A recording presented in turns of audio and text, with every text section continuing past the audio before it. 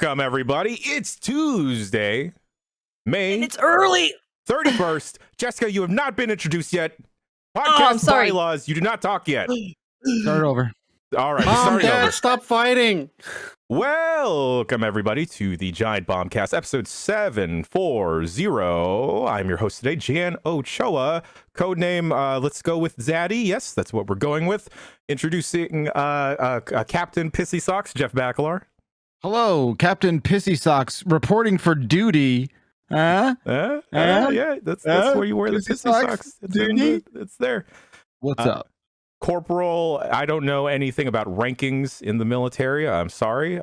Corporal Volleyballer, Jessica O'Brien. Is this the one? No, it's not. 10-4. 10-4. And joining us today, special Captain Ace in the hole. You wanted him and we got him. Cam, what was your call sign again? Demolition Man. Demolition Man. 420 blaze it. Let's do it. Yep. Forget 10-4. It's 420. 420. Yeah. What's up, guys? It's a little early today, huh? It's too early, Jan. It's too not early. On the ball, honestly. It's too early. Volleyballer is not on the ball. I had man, I don't do this a lot, but I did it a lot over the weekend where you have a rager? I just fucking raged. You have a solo rager? No, not by myself. It wasn't just me drinking in a room of my home by myself while the rest of my family That's what I did. Sounds like it, yeah. There's no shame in it. I do it all the time.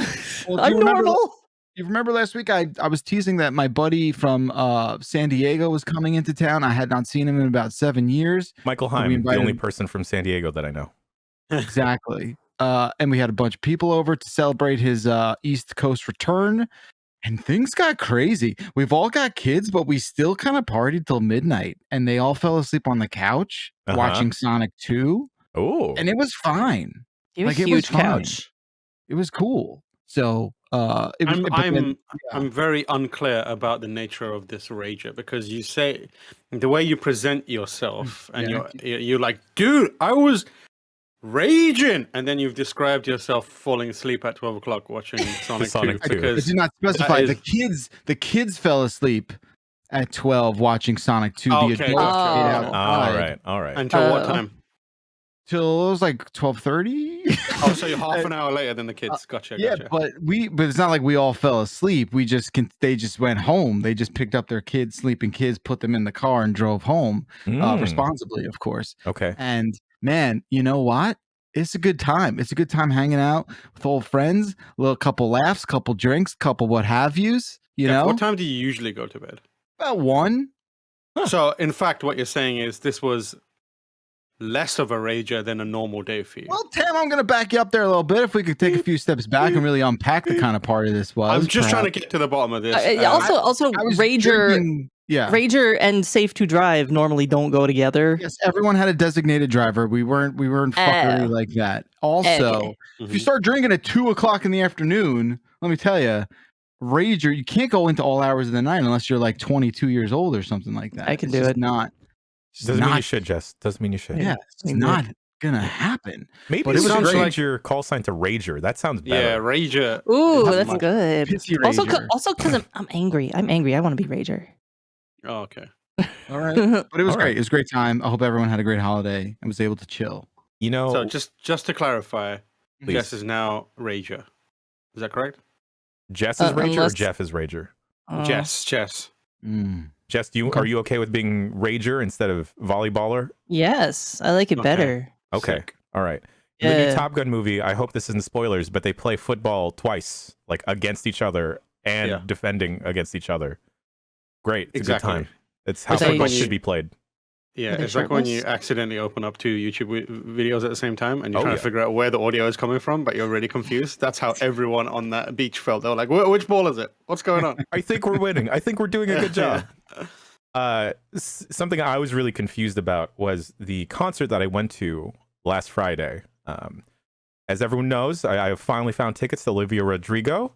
I was expecting to have a great time.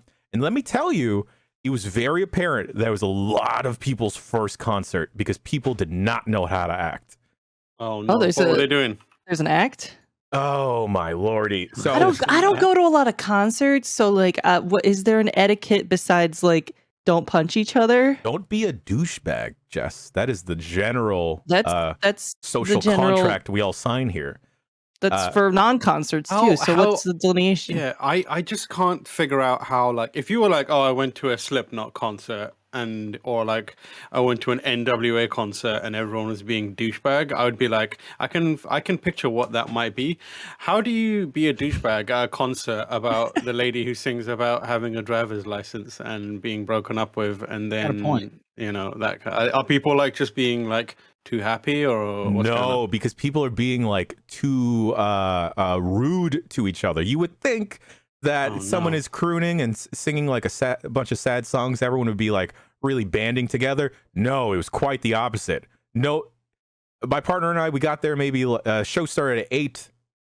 I believe we got there around like 4 because we were like, oh, let's maybe grab dinner around beforehand, get to the area. We get there, lines are already forming to get into the venue. For folks in the Bay Area, the show is at Bill Graham. Bill Graham is the worst venue to have anything at here. And apparently people had been in line since 5 a.m. that morning trying to get in so they could get into the show and get close to the stage. Let me tell you. Maybe they had assigned tickets or something. No assigned tickets. It's all general population. You all just pop in. You could just flood the show floor. It's all Gen Pop. And that's what it felt like, baby. Oh, no. And then, you know, like I'm looking around the line and guess who I see? Our sweet little boy, Justin Vachon, our designer extraordinaire. Oh, look, it's Justin. And then, you know, we chopped. And he was like, "Fuck you, Jen. I'm at Olivia Rodrigo concert. I'm here to kill." Yeah, I'm a douchebag now. But then, okay, so, you know, my partner and I, we wound up like, oh, you know what, let's just wait in line. We can find a seat afterwards once they eventually open doors. You didn't skip the line to hang out with Justin? No, because I have morals. You know, I don't want to cut anyone in line. Not even a back cut, not a front cut. You even could have pretended like, oh, we're holding your spot. I didn't want to impose that social pressure onto Justin, you know, because then it's like that's expecting a lot. And then, you know, the line starts moving just a little bit. People are filling in space and everything and whatnot. And then the thing that happens, doors open. And then, mind you, the general audience watching Olivia Rodrigo is generally girls probably around the ages of 15 to 24, right? Mm-hmm. As soon as those doors open, everyone rushes the front. It's like a stampede of people. And then my partner looks at me. It's like, should we run? And I'm like, we are too old to run. I am also the momentum that I would have if I started running. I would trample and tackle so many children that I would go to jail immediately. You create an incident, I think. Yeah. So we hung back, you know, and then I love the idea of like a news kind of segment talking about how a horrific trampling has happened at the Olivia Rodrigo concert, and it cuts to live footage or something, and it's just running, just like destroying. Yeah, a lone small Filipino man. It's like how when Mario gets a superstar and just like starts running into the Goombas. Yep, that's what it looks like.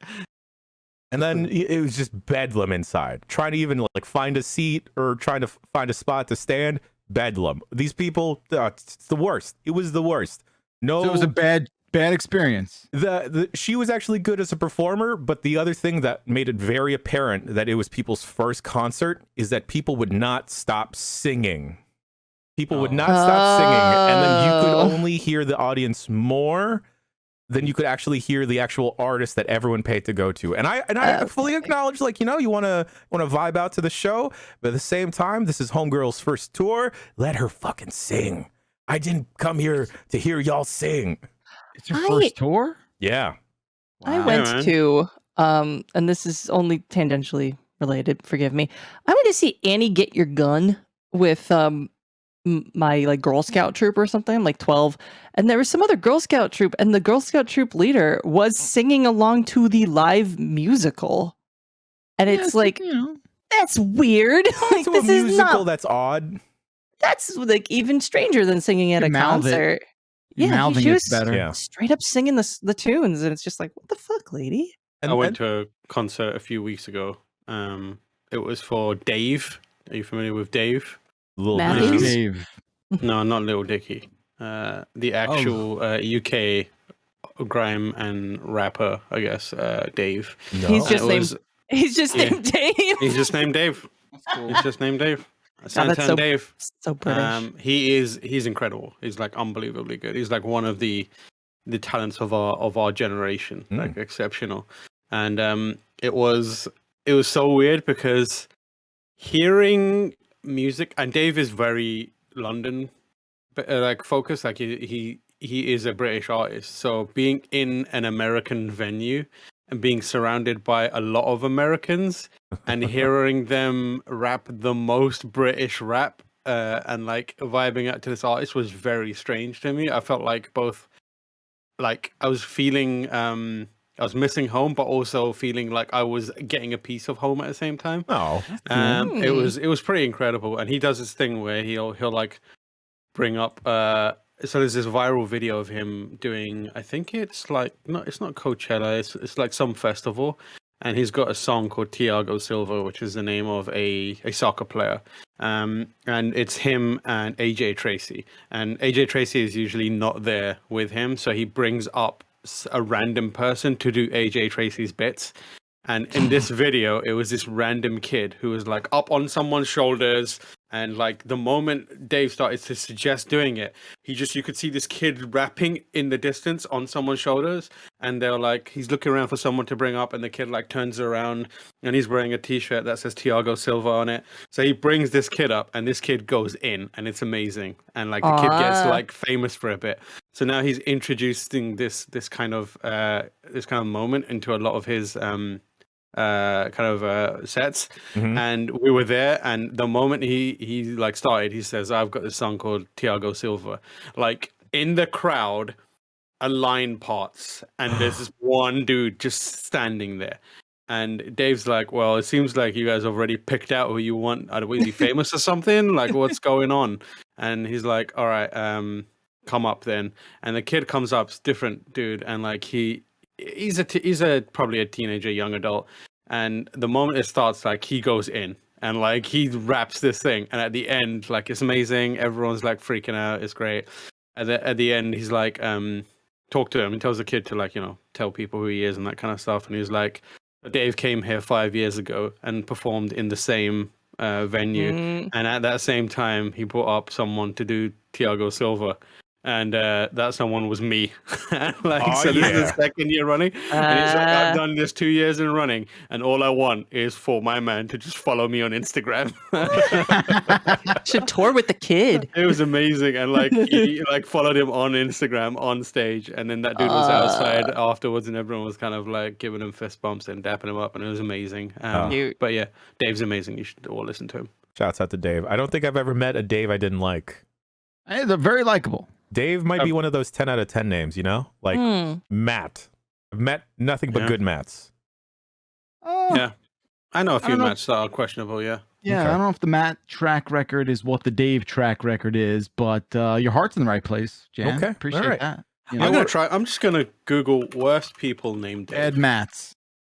Well, Google, show me some bad Matts. Bad Matts. While Tam is looking up bad Matts, what about some video games? Oh God, yeah. I know a bad Matt. Bad rats? What? Video games? Jessica. There is a couple of bad Daves. Whoa! Sorry. We're doing it again. Bad everyone. Jessica, the last couple of weeks we've talked about your continued adventures in the world of Chrono Cross. I thought we'd do a quick pulse check. Chrono Trigger. Progress check. Trigger. Why am I thinking? Trigger. Trigger. Why am I thinking? That was a question. What Jess am I asked himself. thinking? Early bombcast. Why baby. am I thinking? It's a little early. It's a little early. But Chrono Trigger, Jess. Chrono Trigger. What's What the the updates? What's the deets? What's happening? It's really good. And I'm the JRPG hater. But I like it. It's cool. Last time I reported that I got the time traveling ship, the Epoch, and I named it Epoch, but spelled like Tupac. I have a habit of like naming all of the things I could name, like whatever will make my partner go, damn it, no. So like Chrono was Corno for no reason. There's a reason. But in Corno, just so I can hear everyone call him Corno. But spoilers for an almost 30-year-old game, because I was not spoiled on this. So if you want to play Chrono Trigger, you gotta get on it or skip about 5 minutes past what I'm saying right now. Spoiler alert. Corno freaking dies. The protagonist fucking dies. Like, not even at the end of the game. Like, halfway through the fucking game. He gets fucking, like, utterly vaporized by an alien force. Like, the way they show it is, like, it's similar to, but not really like when Sarah Connor gets, like, vaporized by the nuke, like, while holding onto the fence and just gets skeletonized. It's almost like that. It's not skeleton based, but, like, he, like, turns to fucking dust right in front of you. And I was like, holy shit, they killed the protagonist, but also like a silent protagonist. I don't know if I've seen a game kill a silent protagonist before. I thought he was safe. I don't know. I'm pretty sure that's happened in the past. It must have, but I don't know any. But yeah, wow, didn't expect that. I guess he's the Aerith of this game. Don't put all of your tabs into beefing up Chrono. Like I did. I was like, oh, he's the protagonist. I'm gonna give him all of my upgrades because he's gonna be here forever. Yeah. And then like my partner's just on the couch, like knowing the whole time and just letting me make this mistake over and over again where I feed him power tabs and magic tabs and stuff, like totally wasting them. And yeah, he gets fucking obliterated. And then the antagonist joins your team. The previous antagonist, this douchebag named Magus, he joins your team. Although you can just kill him and he doesn't join your team. That's like crazy. I didn't think there'd be that many like options. Like I didn't think there'd be this many consequences to things. Like you could kill this guy who could be your party member. That's interesting. So yeah, I don't trust this guy still. I don't trust this guy. He's like not a team player. I named him Majiz. Oh, that's a good name. Majiz? I don't trust Majiz. Is it with a G or a J? It's a J. Well, it was originally MAGUS. I changed it to MAJIZ. Majiz. Oh, okay. Just one Z. Yeah. Got it. I mean, well, there's only 5 characters that you can use to spell people's names. It's Sire. It implies ownership. That the way you named This that. is my jizz. No, I was thinking like Milady, like Majiz. Oh, well, then you could have taken out the A then. It's a proper jizz. Yeah. Majiz. That's just like how I say my shirt size lately. It's between a medium and a large, so it's like large. So, yeah, I don't know. That guy, I don't trust. He said he can resurrect Chrono. I'm like, okay, maybe, yeah, but you might just be saying that so I don't kill you right now. I don't know. So, interesting. I know you're not a turn-based fan, Jess, but this is it the story that has its hooks in you, like compiled with everything, like the music and stuff? Well, I feel the fact like that you it's don't like, have to necessarily grind too much.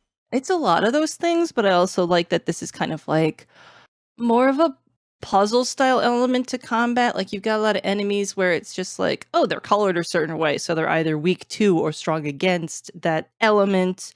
There's different like combination, like dual moves and triple techs and stuff like that can kick a lot of ass that you can use strategically.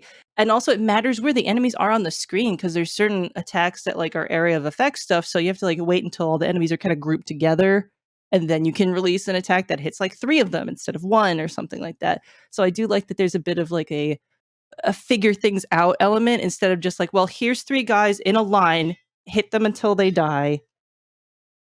and then move on. And oops, here's another invisible enemy that you're in a battle with. Oops, here's another invisible enemy you're in a battle with. And I do like that you can avoid a lot of the fights. I also like that's a lot of the game's funny. I didn't know that. I mean, it's like a funny game. There's moments where it's. I came into this one room, right? And there's like a big, hefty guy in the middle of the room. And I was like, whoa, this guy is muscular. He's scary. I'm going to have to fight him. And I'm just like, I'm going to walk around him. Maybe he won't aggro or something. And I could. And he just let me go. And I was like, oh. And so like, I decided to go back and talk to him. And he was like, oh yeah, the king's this way or something. And I was like, ah. So I went to go up the stairs, and then he comes in. He's like, "Wait a minute, I have to fight you!" And I was like, "That's really cute and funny. Why did they do that?" Yeah, it's charming. It's a great game. It's charming, interesting. Like the different forks in the road with JRPGs, where they could have zigged, but they keep zagging. In terms of like, you know what, all the stuff that people like from Chrono Trigger, meh. Let's just force people to grind. Let's just force people to grind and keep going. Jess, like I know not all. I think so. Yeah, I'm too deep in it now. I'm like 15 hours in or something. And like, no shade to people who like, other JRPGs or things that I would consider to be more grindy. Like that's cool. Get your fun your way. Not gonna yuck your yum there. We don't shame grinding. You can grind all day on grind all day, grind all night. But it's not for me. And yeah, I think the charm really goes a long way, because other games that other JRPG or turn-based rather RPGs that I've liked before have had this element of like charm and humor to them. Paper Mario, Undertale, stuff like that, where like the humor is Kingdom kind of Hearts. like really, God damn it, it's not turn-based. But like the humor is like really hand in hand with like the whole presentation of it, so I appreciate that a lot. That'll get me through something I wouldn't normally be geared towards, is having a good sense of humor. Well, I'm glad you're checking out one of the greatest JRPGs of all time. I know, you can thank my semi-husband. Shouts out to the semi-husband. Something I have been looking at that makes me incredibly sad, because it looks amazing, is not Chrono Cross. God, so early. Ni No Kuni Cross Worlds. You see where I got crossed out here. I was reading the doc, and then I read cross, because it's above that in the list. Ni No Kuni Cross Worlds is a mobile / PC continuation kind of MMO of the Ni No Kuni verse. It looks absolutely amazing. It still has that same Studio Ghibli look and feel to it. And let me tell you, that's about where all the charm and pizzazz stops. I heard a rumor, Jan. No, it's not a rumor, Jess. Is this the one that has like NFT bullshit in it? Not just yet. So I was kind of liking my time with it. It starts very strong. You get to make your own character. There's 5 different classes you can pick from. Your classic swordsman, an engineer, a witch, and the 2 others I'm forgetting off the top of my head. And you get transported in. It's kind of like Assassin's Creed, where you are in like this weird tank, and then you get digitized or magically sent to the world of Ni No Kuni, and then you're like, oh cool, here's this pig bat looking thing, he's my best friend now. And then it starts incredibly charming. It really dumps you in. It's one of those things that makes me think, wow, technology is so amazing that I can play something that looks so great on my phone. And then the different little things start popping in, like once you eventually reach the kind of MMO, the multiplayer aspect of this. And then the grind starts to wear in, and this is the bad grinding. This is the grinding that I am not okay with. This is not the grinding that Pretty Ricky encouraged me to do in the 8th grade. I remember Pretty Ricky. Pretty Ricky. Because one of the currencies in this game, you can trade for a different type of currency, and that other type of currency, Jess, what do you think it is? Grindium. Non-fungible currency of some sort. A cryptocurrency. Same thing, right? Can we call? Is it interchangeable at this point? So who cares? I went digging, and I went looking around, and it turns out that the developers of this game want you to or trying to monetize it in such a way where you are actively buying the specific type of currency that you could just grind for and get in quests, but you could just trade that in for some type of token to get their type of token, which is already throwing off the whole economy and the whole balance of the game. Because apparently I love the idea of like, I want to pay money to not play the game. Is something that I will always find interesting, but it's like they arranged it so that the game is purposefully tedious, so that you're willing to skip purposefully unpleasant parts of the game. It's like, this is horrible. That's been mobile games for like a decade. I know, but I'll never get over it. Now it's crypto too. It's just like, oh, it just compounds on itself. Anyway. Yeah, like the odd thing is like this is not a solution to anything, but I feel like I've gotten really used to the gacha format in mobile games, right?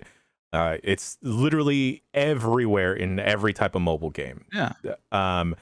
And I don't know why, for some reason, that seems okay to me versus making some type of cryptocurrency. And they also have on a roadmap that they plan to somehow introduce NFTs into the whole ecosystem of Ni No Kuni. And I guess you could kind of twist the story of Ni No Kuni of like, yeah, this is like the evil that you're trying to fight against. This is like why you got transported into this world to begin with.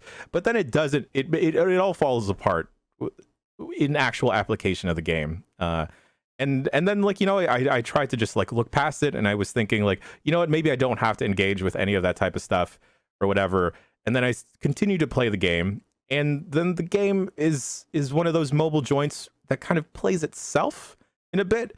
There's like auto pathing, which I guess, you know, can be useful, right? But apparently if you are trying to start the game on PC, you can't. You have to start it on mobile. You have to create a character on mobile. Then only once you get past those hoops can you start to play your character on the PC version of the game. This sounds like us.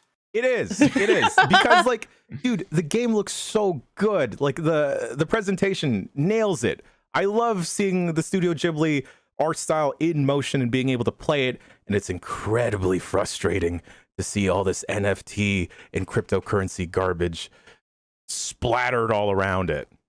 Maybe they'll take it out.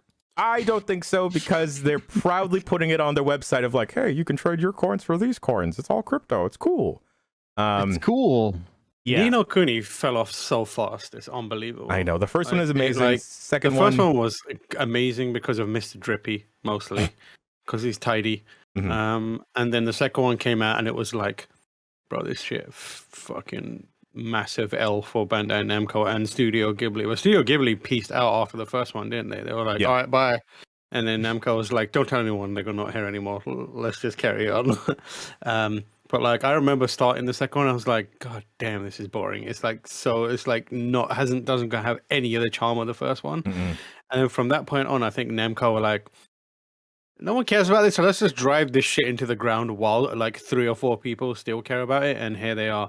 I think it seems like this is a trend that's about to happen, but like, maybe I'm like speaking out of turn. Like, the only people that are worse at understanding implementation of crypto and NFT in games than the companies that are trying it are the Japanese companies that are trying it. Is there something like even worse about the way they're doing it? Because I don't know, maybe it's just because like my interpretation of it, but like I always kind of think about those games as having a level of Japanese developed games kind of like being outside of the traditional trends that the rest of the world goes through. You know, like when microtransactions were like riddling games, like most Japanese companies were kind of like, yeah, we're good. We're just going to carry on making all weird games and that kind of business. But they've jumped on the NFT and crypto train, and they are like absolutely writhing around in dog shit, like badly right now. And you're like, what? Well, you lot are worse than us. What's going on? From like, you know, previous research things I've done about like pachinko stuff and Konami and things like that, it seems like from the folks I've talked to in the Japanese game industry that were translated by somebody else that was translated by somebody else. But it seems that just like a lot of Japanese companies are mired in like bureaucratic red tape, and it is Sure. so hard to get any wheels moving at a Japanese company because it's very status quo forever, forever, forever. And it's so hard to, mix something up or change any course. So, them suddenly pivoting to this stuff and doing it really, really badly kind of like makes sense with my understanding of how difficult it is to even start doing anything. I mean, would like to. Crypto is like not new there. Like they've been going through it for a while as well, and it's just inescapable. But it feels like the implementation is just like I don't know if it's because they're trying to use like existing franchises that we all know and love instead of like here's a brand new mobile game that you can very clearly tell is designed around the idea of crypto and like is like crypto, Mr. Crypto Man's Big Adventure, and you're like, oh fuck, I know how to say that. Whereas whereas like Japanese companies are like, here's a new Final Fantasy, or it's got crypto in it, and you're like, oh fuck. What are the odds that Final Fantasy 16 will have some type of zero chance? Okay. Zero chance. There's no way. If they do, like they are like effectively putting a gun to that franchise's head and are being like goodbye forever. That's what a terrible way to go. I would like to see almost in like the spirit of a parody of like a really off the wagon Nintendo crypto campaign where like they've like in this alternate world, almost like an obvious plant kind of meme thing where it's just like they just go completely wackadoo bananas, insane into that, leaning into that. I just want to see that from like a comedy parody point Why would of you? view. Why would you put that poison into the world, Bakalar? Because sometimes you just gotta like face your fears and see something terrible. Sometimes someone needs to do the worst thing possible so that everyone else realizes the mistake they're about to make. So it's like Nintendo standing over like a dead body, being like, we've done it, and then everyone else is just looking at them going, it's too much. We can't. We need to step away. It would almost be like a PSA. It would almost be like a preemptive sort of like warning, right? Like if it's they should put Wario on the coin instead because everyone knows Wario's greedy, right? Yes, it would actually. It tracks. Giving them good ideas, Jen. What's wrong with you? No, we're just dangling the carrot. And we're like, look, imagine this is power. This is like the first official thing they ever do with Waluigi. Is make him like a crypto guy. Oh boy. Crypto mascot. Here's the thing. Imagine if they showed up. Here's a hypothetical. Okay. We're all people that love Nintendo games. We love to play games on our Switch. Right now, if you are not that person, I'm raising your stats to be like super in love with Nintendo. This is the baseline. We're trying to represent everyone here. Imagine if Nintendo came along and were like, everyone, we figured it out. Oh no. And we're like, we figured what out? And they went, online gaming. Okay. I know we've had friend codes. Okay. I know that our servers are the worst kind of dog shit. And I know that none of our plans make sense. It's confusing, but we've scrapped all of it. We figured it out. And we present to you the smoothest, best video game online experience that exists. I got a message from Phil Spencer, and it was like, he said, we tried with Xbox Live and we thought we were the best, but having tried yours in the early access, we are bowing to you and we are humbled by you. And everyone's like, oh my God, Nintendo has figured it out. They've put all of their fucking games online, all the games that we love, and they've made them online multiplayer. And then at the bottom it says, all payments for our new Nintendo service are via crypto. Oh man! Okay. What a cliffhanger! What do you do? Are you in or are you out? Oof. Oh boy! Like people from industry wide saying they've set the new standard for what it means to play an online multiplayer game. Yeah. We're all crypto guys and gals. They're like, and it says we brought all of the Wii Shop menu music back. You can toggle it on and off. It's everything you want from it is there. Perfect. You can have it diegetically follow you throughout your day if you want. Yes, and but the problem is you have to pay for it in Yoshi coins. Oh my God! You can street pass any and everyone now. Street pass is back. Yep, all of it's back. This is one of those would you rathers. You know, it's like a classic would you rather, and this is a tough one. I think I would be like, no. Yeah, yeah. I guess you'd have to really either really just plug your nose and jump in, or kissing all that shit goodbye. I don't know, dude. That's tough. Oh boy! Every And time then all you the kids, squeeze, then all like, the kids are into it. All the kids are oh, like, "Yo," no. they're like, "Yo, I got my Yoshi coin," or whatever the fuck they do. Yeah. Oh, The new Jeff, no. have you is have you just had you the- mining crypto coins. As you Ugh. squeeze, you are Okay, slowly I'm out. mining them. And with that, I'm okay, out. you're right. Everyone's out. It seems like. I'm out. Jeff, have you had the talk with your child yet about crypto? Have you had No, to not yet. teach him at all about what I had to crypto explain is? Creed to him last week. He's been through enough. One step Assassin's at a Creed? time. Damn. No, No, not just Assassin's Creed. Yeah. Fucking banned from the 90s Creed. Why? I forget the context. We both they're in agreed Sonic to forget 2. about it. There's a Oh, right. Creed Is it? song. No, No, they're not. There should Oh be. my god. Fucking, I want to say like Pantera has like a riff in Sonic 2 real quick. I thought I heard that song Walk for a second. Anyway. Do you think the Imagine Dragons is this generation's Creed? Or is that is that besmirching the name of Imagine Dragons too much? I think you're fucking with Creed too much. Yeah, in I think you're besmirching the name Wow. of Creed. Yeah. There, Wow. Okay. We had some BNL talk, Bakalar and I, before the show went on, but dang. You know? I think you're giving a little too much credit to Imagine Dragons here. Okay. All right. I just think that's the fair. I think Imagine Dragons are fine. Like Sure, I got no issues with them. My point is like it's just but I think like Creed is more revered as a band, right?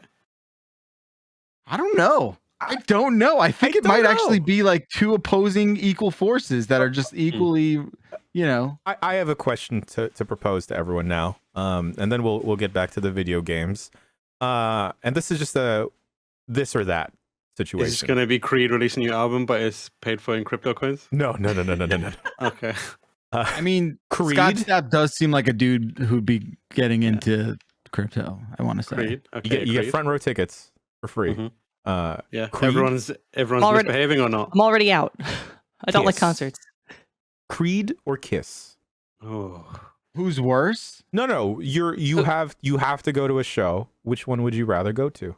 This is a tough one, Kiss. dude. Yes. Hmm. They're more theatrical. Yeah, but They're old, I mean, but you're choosing between like literally. The devil and Jesus. Yes, you are. That's exactly right. are they actually Christian rock, or was that just like Yeah. a rumor? Wait, No, who's they- Christian rock? Creed? Creed. No, Kiss. Kiss, huge Christian rock band. I mean, I wouldn't put it past them to be like, oh, we look so evil, but actually we're, putting some subliminal Jesus banner in here. Well, I honestly don't know which one I would. Sir, I feel like Kiss would be, like Jess said, the more theatrical sort of thing. Uh-huh. That They're maybe, goofy. They're silly. like maybe they're like PG Guar in that way. Yes. Igor. Yes. So this is a tough one. Fuck. I don't know. It's not tough. One wears a ton of goofy makeup, the other doesn't. What do you want to say? I wanna say mean, the I stupid don't see makeup people. bands based on the makeup. That's but- Kiss. Kiss is. If they did not have the makeup, they would not be Kiss. I mean, they've got catchy songs. Like, Nobody would have They would- listened to the they would catchy still have, songs if like, they weren't deep dressed Vs, like though. goofuses. They would still have deep What's that, V's, Jen? deep V's, like deep That's V part of the necks. look. Yeah. That's part of the look. Because like some of them went off and did solo careers without the makeup on. Everybody was like, "Ugh, no, don't." You know who was a Christian band that I didn't realize was like a tangentially Christian band? POD. Lifehouse. Oh. POD. Oh yeah, dude. POD. Man, I bumped that CD super hard. Speaking about San Diego, you know what else reminds me? POD, Yeah, POD. payable on death. We are. I feel like Youth of a nation. See, There were Jess a couple gets it. lyrics where they would just like throw in a little like They say Ja God a on my lot. back. Yeah. They straight up say shouts out to Ja. Yeah. I think they have a song called "Without Ja, Nothing." That's it. Anyway, Ham. For the record, I would go to Kiss. Okay, all right. Okay. Well, we're going to Good Kiss, know, everyone. good know.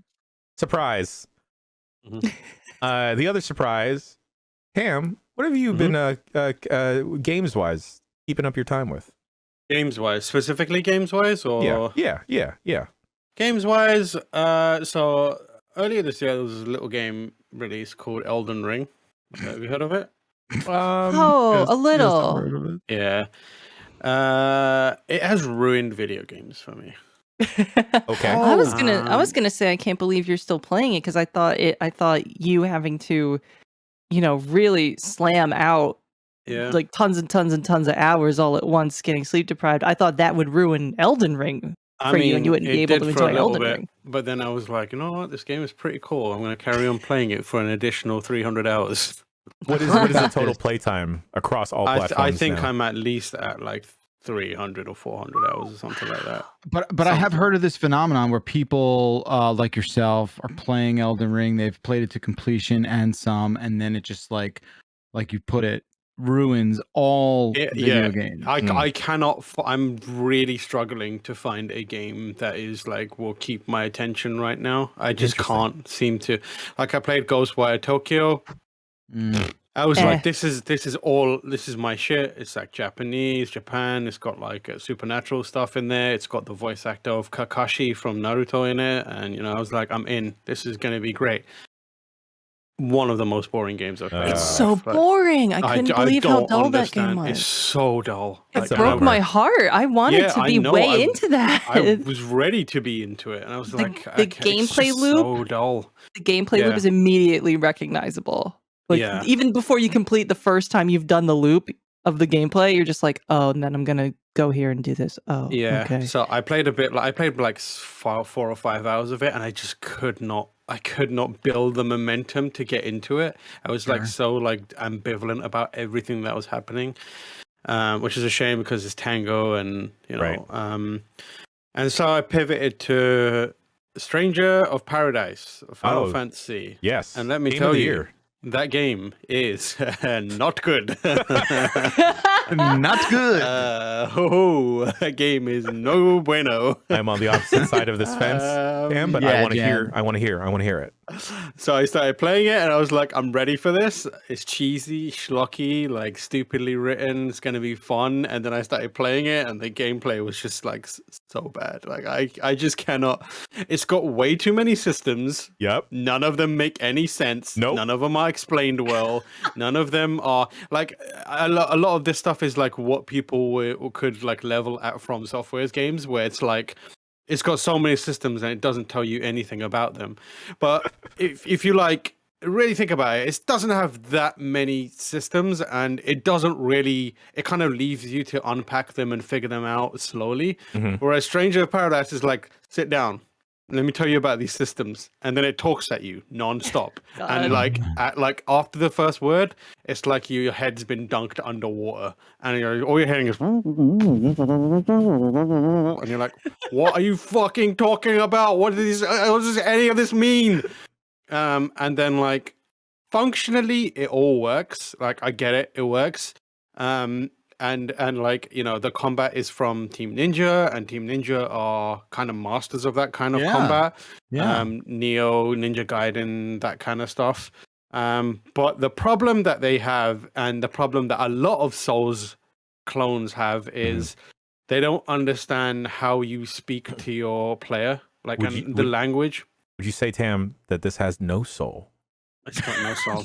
Funny, it has some soul, but like just not in the right place. Right. I feel like there's like an intricacy and a kind of expertise to a lot of combat design that you really need to nail if you're going to make your systems kind of gel and be cohesive and have the player intuitively kind of understand and pick up on them. And I feel like Stranger of Paradise fucks that up like massively. Like it's halfway between a Souls game and a Ninja Gaiden style game. But like it has the language of both games, and they overlap, and it creates this like really messed up sequence of things.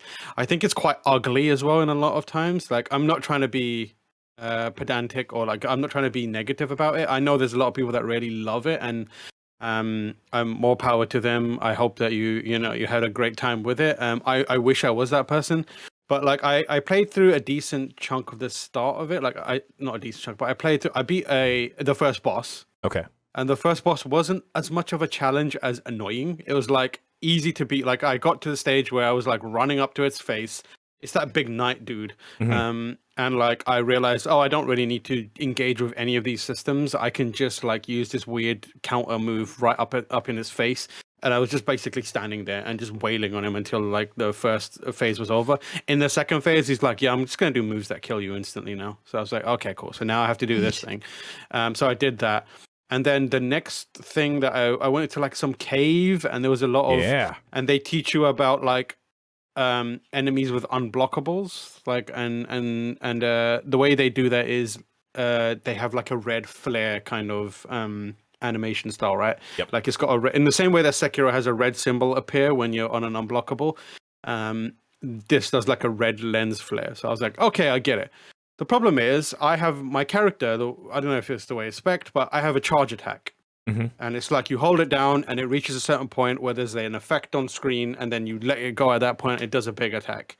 That the kind of sign that it's charged up is a red flare.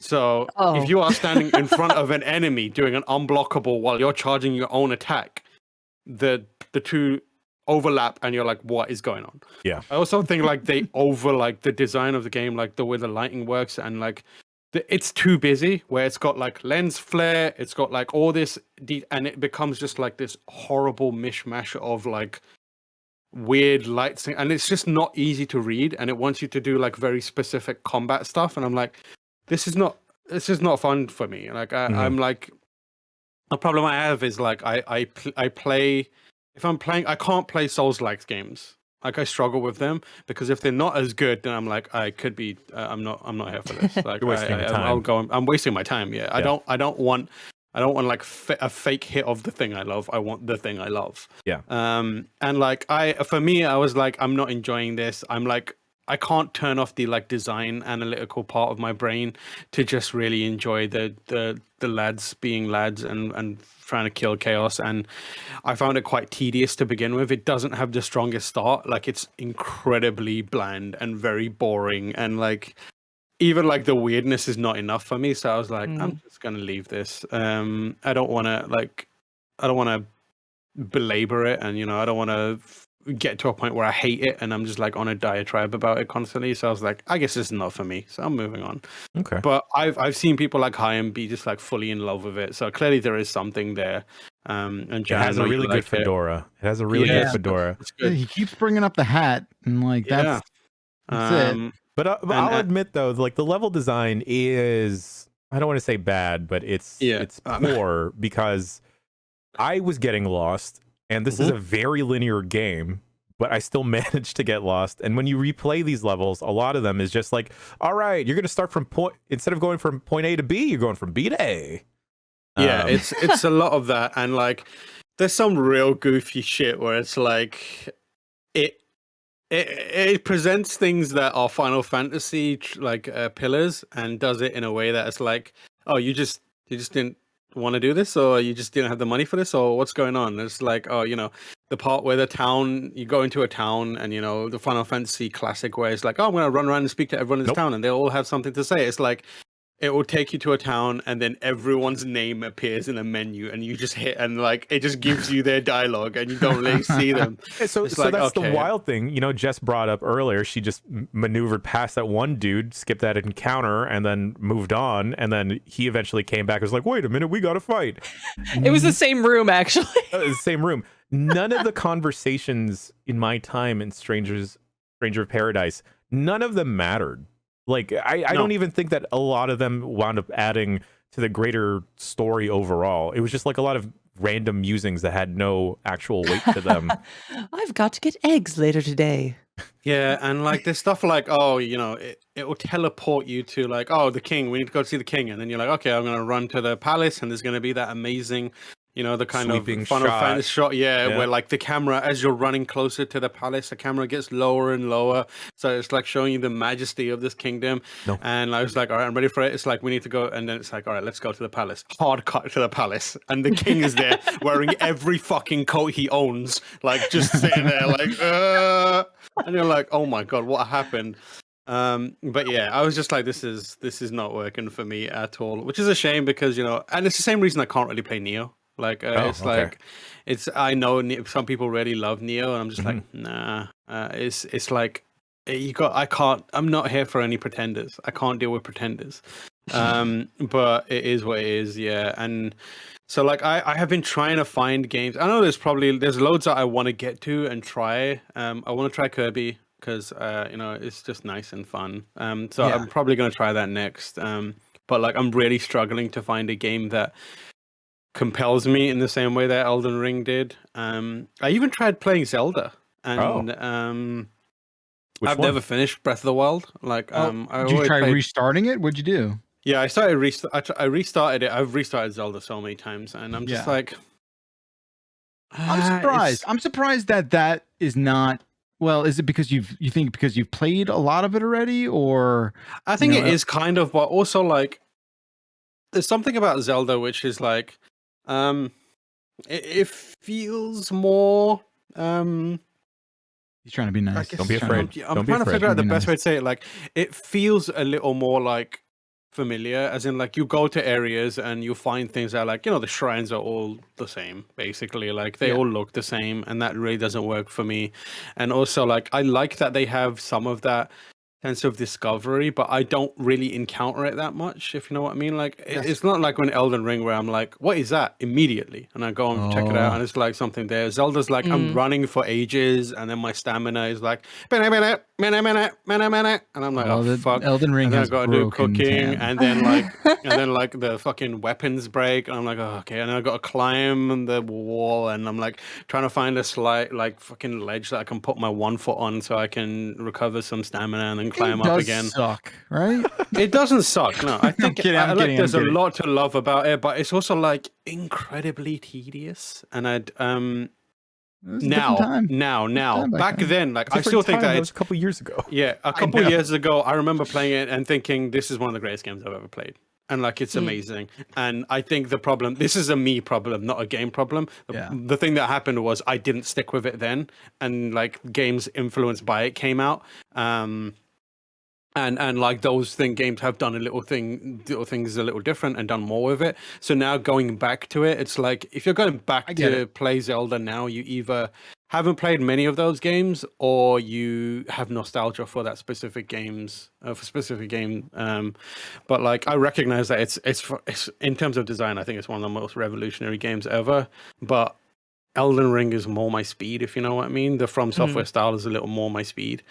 So I've been like struggling to find stuff to play, and as a result I've been playing games that like are like almost I know are gonna work for me because they're like just gameplay loops that I like I've been playing a lot of Valorant, and like I was a big Counter-Strike player back in the day, so I've been playing loads of Valorant, well not loads, a decent amount. I do that? I was a huge CS like 1.6 guy. Yeah, Valorant's great, man. You like hero shooters? Yeah, it's a little more hero shooter. But I mean, like, the problem with Valorant is like, they have like these. It's very much focused on blocking lines of sight, and you know how a big thing is like fog and flashbang. Remember when we had smoke grenades and flashbangs in CS? Like that's a big part of this game. But the problem with it is like it's all colored fog and colored flashbangs, and all of it looks terrible. Like it's just so weird. It looks like people are like constantly chucking up Play-Doh and shit like that. But like, it's also like a very like cool, fun game to play. The style of the characters is really, really like engaging. I think the characters look great. It's just some of the effects, and they do that because they want it to run on everything, and it really does run on everything. But like, it's super satisfying to play. It's got that like one click and you're dead kind of like gameplay style where you have to be super accurate. And like if you liked CS, it's worth trying out at least a bit. And yeah, I've been playing a lot of that. I've been playing a lot of go on. I forget, Tam, did you play Tunic? I did play Tunic. I bounced off of it pretty quickly. I also bounced off of it. I got to go back to it someday. Yeah, it's the combat's again not great. I was thinking of turning on turn on God mode because I was just like, I'm not gelling with this combat. I just want puzzles or something. Yeah, I mean, I love the world of it. I think it's adorable. I love the music, the vibe of it was great. I really love the stuff that they were doing with the manual, and like the discovery and the kind of way that it doesn't really like. Yeah, I was thinking like you might gel with it because it's like not over tutorializing and there's a lot of discovery aspects to it, and I don't know if the combat is just bad or if it's hard. You know? The problem with the combat is it just doesn't feel satisfying. Yeah, and like it's I recognize that for a lot of people it will be exactly their jam, but it's just not for me. I need a little more out of it. But yeah, I played that. Suggest, Tam, that you check out one of the 5 million golf games that are coming out. Oh, perhaps like Golfie, another golf game. We check this out. Yes, Tam. I was gonna say Stanley Parable Ultra Deluxe though. That game is out. It's great. It's like real good. Fantastic. Like I know I just said I'm not enjoying a bunch of games, so I want to counterbalance it by saying Stanley Parable is great. I'm gonna play Kirby because it's a lot of fun. Valorant is great. What else was I playing? I've been playing Peggle 2. Jumped back into Peggle here and there. Hell yeah. Super good. I recently set up my Xbox Series S. And because I've had one for ages and I just didn't turn it on, and I've got an X as well, but like the S, I am specifically focusing on like 360 games. So I've downloaded a bunch of old 360 games, including Lost Odyssey. That's a great, nice. good time. That's a good time. What else was there? There's one more game that I was playing that I'm trying to remember. Oh shit, it's gone out of my head. It was a mobile game. Not Words. Zach Gage. Not Words. Really good game. Really fun game. Yep. But yeah, I just want to make sure everyone knows that I'm not like miserable. It's just like there's Elden Ring has like I'm like that dog that went to space. You know, I've been to space now. Right. It's like, what else is there? Earth is like just boring to me now. But yeah, there's a lot of fun games out there. Check them out. Turns out there's a lot of games. Golfie, just want to talk about it real quick. We checked it out on UPF. It adds an interesting twist on the golf formula by making it also a deck building roguelite game. So you can normally just putt the ball, but you get a selection of cards that add modifiers. You can get a power shot, get a lob. As Jess and Jeff can attest, I kind of maybe a little bit too risky with the shots I take. Yeah, you know, you're the sort of speed golfer that everyone is scared of and despises. That gives everyone in the group a whole great deal of anxiety watching you play that game. I wonder if shots left and right. I wonder if your brain was stuck on golf gang mode because you're trying to like be fast. I think that game looked like a lot of fun. I grabbed it to play it in my own leisure. I think the weird part about it is how it handles like pars and stuff like that. It doesn't really seem to understand what that is just in like golf. So you're aligned with the game in that regard. But yeah, that was really fun. And I want to see I also want to really unpack and see just how deep that game goes. Yeah, it's still in early access. I haven't seen how wild the cards can get, but you know, if you're looking for a turn-based, I guess golf game is golf a turn-based game? Golf is actually turn-based. It is a turn-based sport. Oh, there you go. I think what else would be like a turn-based sport? Baseball? I guess maybe baseball. Yeah, I think maybe baseball is obviously like bowling is all that. Darts. Bowling is. I think American football is 100% turn-based. Yeah, no, they're going at the same time. I feel like that's Top Gun Maverick. I don't know. Like I feel like you set up all the pieces and then you hit go and they execute and then it stops and then you do your turn. I think so. Someone in the chat who just said it. Someone in the chat just said, if you think about it, every game is turn-based, Red Horse Spirit. But I think there's certain games.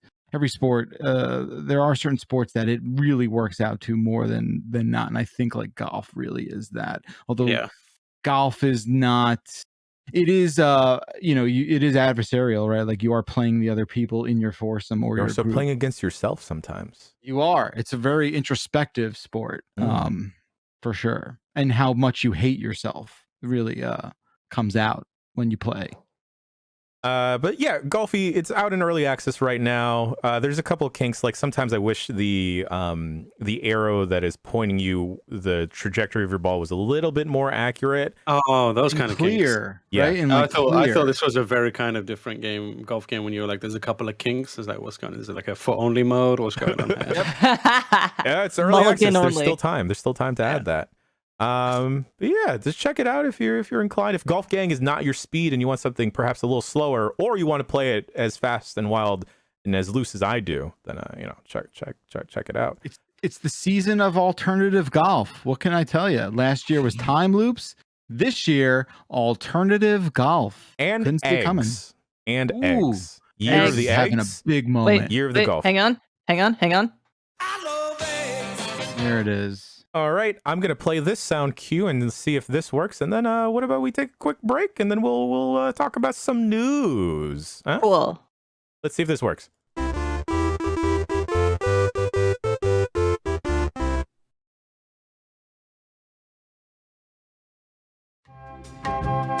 It is time to wash that ass. It's time to wash that ass. No, I don't know. I don't know where to put the emphasis in here. It's time for spring cleaning. Do more than just dust your cabinets and organize your closets this spring. Spring clean your beehole with Hello Tushy bidets. After wiping with dry, scratchy toilet paper all winter long, that ass could use a serious refresh. Put your cleanest booty forward and start washing with Hello Tushy. It's crazy, it's there's been resistance to this concept, and I get it. The initial concept of like, hey, we're gonna put this weird toilet seat onto your toilet and it's gonna blast you in the ass with cold water, and that's good for you. You're gonna be like, wait, what? No, what? No, don't do what? Toilet water? No, it's clean. It comes, you connect it up. It's not coming from the bad water. It's coming from the good water. First and foremost, let's get that out of the way. It's designed to clean you up fast. You just boom, boom, boom, just a little bit. You're not sitting there for 20 minutes going, well, maybe you are. Look, I don't want to tell you how to use your Hello Tushy bidet. If you want to sit there for an hour, that's your business. I don't recommend it. I'm a more in and out. It's like boom, boom, hit me. All right, great. That's gonna get some of the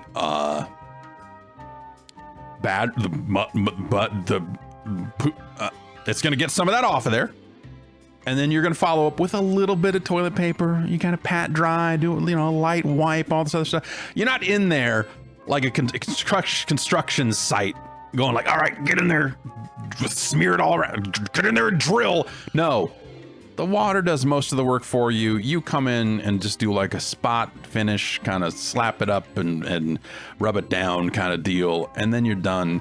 You move about your day.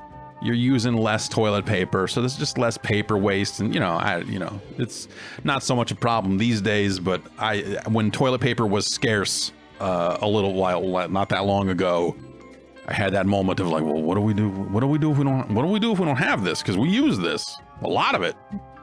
So if you're using less, that's a little less stress, right? It attaches to your existing plumber. It attaches to your existing toilet. You don't need an electrician or a plumber to come in and do this. You can do it yourself. You just simply spray and pat dry. You hook it up in less than 8 minutes, and it just makes your restroom your best room. So make your next move your best move and hook up Hello Tushy today. The complete Tushy system will get you that Tushy bidet attachment, an ottoman, and a toilet brush. An ottoman. Wow. That is fancy. Hello Tushy has cleaned over 1 million asses. Join those asses and take care of your business the cleaner way. We want everyone out there to have a clean ass. Visit hellotushy.com/bombcast to get 10% off plus free shipping right now. That's hellotushy.com/bombcast for 10% off.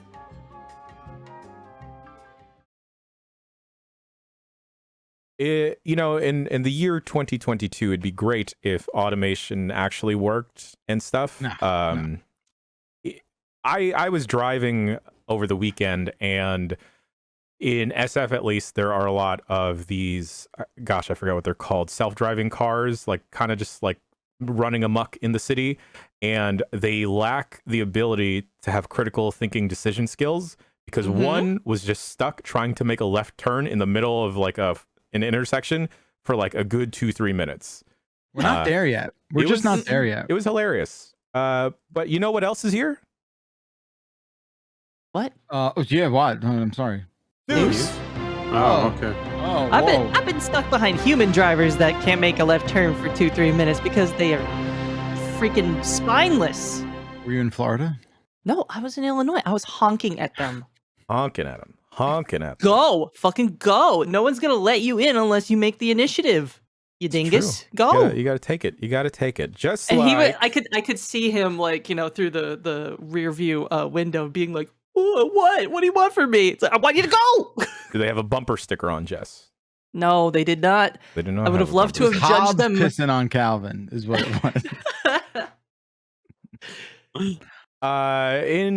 We got a whole chunk of Sony news this week. Sony's just trying to pipe up all the news lines and be like, hey, we got stuff popping off. Stuff just like the PSVR 2 possibly coming out in Q1 of 2023. An analyst in Taiwan, I believe, just he's peeping all his peepers and like, hey, rumble in the streets is these guys are trying to build it up and trying to get things going, and that's due in part to a bunch of components such as a bunch of cameras that will be placed on the PSVR 2 instead of using the, God, how old is it now? 40-year-old PlayStation camera to track your VR helmet. Yep. That's how old it is. And we've heard rumors about this being in development. We've seen the new controllers. We've seen pictures of the new headset. There's also talks that Sony is investing a lot of money into perhaps making up to 20 plus games available at launch of the PSVR 2. One of them being a specifically VR Horizon game. And I don't know about y'all, but I personally want to be a cool space cyber giraffe and just mosey on through the world of Horizon. Imagine being a cyberfish in that world, huh? That'd be all right. You get your little blinky lights going, and then suddenly out of nowhere, this woman just stabs you in the head and takes over your body. That'd be great. And she won't stop talking to herself? That's the dream. That's the dream. That is how it should work, though. This game should be You Are the Robots. Like, I don't know if there's any information on that, but that's how it should be. What's interesting to me about PSVR 2 is that all it is a vessel. What's that? PSVR 2. Yeah, PSVR 2. PSVR 2. All it is a very expensive vessel for the next appearance of Astrobot. I mean, and that's all we care about. Well, I was going to ask, like, we're being honest. Does anyone here have any interest in perhaps picking up a PSVR 2 right at launch? Yeah, 100%. Yeah. I constantly am making bad decisions. Oh, we really let that play out, and that hit real well. Wow. That's good. You got me. I mean, like, that's not to say anything about the quality of PSVR. Just like my stance is adopting new technology early on is always a bad idea. Whether that's like a brand new, unless it's something like the iPhone, which is like we're in like fucking iteration 1 million of it, and they're making just the most incremental changes. Right. The PSVR feels like the first. I love the original PSVR. I think it's fantastic. I really, really enjoyed it. I had a lot of fun with it, and I am like super, super excited to see what Sony does with it for the new one. Having said that, they're also making a bunch of big changes to the device from the looks of it, and obviously that kind of hits reset on the kind of technology and the risk of it. If it was like we've taken PSVR 1, we pretty much nailed it, we need to figure some things out and then we're good. that would be like, oh, okay, that makes perfect sense. I'm confident that will be fine. But they're introducing new features, they're introducing new tech, they're introducing new like standards, and they're trying to less wires is going to be amazing, but also a tricky thing to do. So it's kind of like it's still a big risk to adopt early on. Having said that, I'm like the reason I'm going to do it straight away is because I'm super excited for it, and I want to. As someone who's got an Oculus Quest 2 and really loves it, despite not using it that much, I'm excited for. Sony still has the best VR device for me because they pair it with a gaming experience that is closer to what I like, right? Which is like console games. Right. I think you're right. And I think the thing that people don't talk about enough is just how they almost remain still positioned the best for this because of the proximity to the console and it being sort of turnkey in a way that the other devices don't have the same sort of claim to ease of access. So I still think that puts them in positions them in the most fortuitous sort of way. You're right. There's a lot that's changing with this iteration, and they did go through, I believe, kind of like a 0.5 with the other one where there was that like HDR fucking bypass issue that they had to get over. And, I'm cautiously optimistic for this one. Obviously fidelity is the biggest improvement that everyone wants to see. And they are going to be doing that technology that tracks your eye to kind of keep your direct cone of vision with the highest resolution and quality, which I think is scary in a way, but fun. So yeah, I'm looking forward to it. I'm cautiously optimistic. Yeah, if it's more comfortable to wear and it's less blurry, hell yeah. Yeah, I mean, I think they did a good job with that first one. Yeah, it was really blurry for me. I don't know. Is it because I wear glasses? It might have been, honestly. Yeah, I wear glasses, and there's an adjustable like PD. I know it's adjustable, my dude. Yeah, I'm just saying. I was able to get to still tune blurry it in there.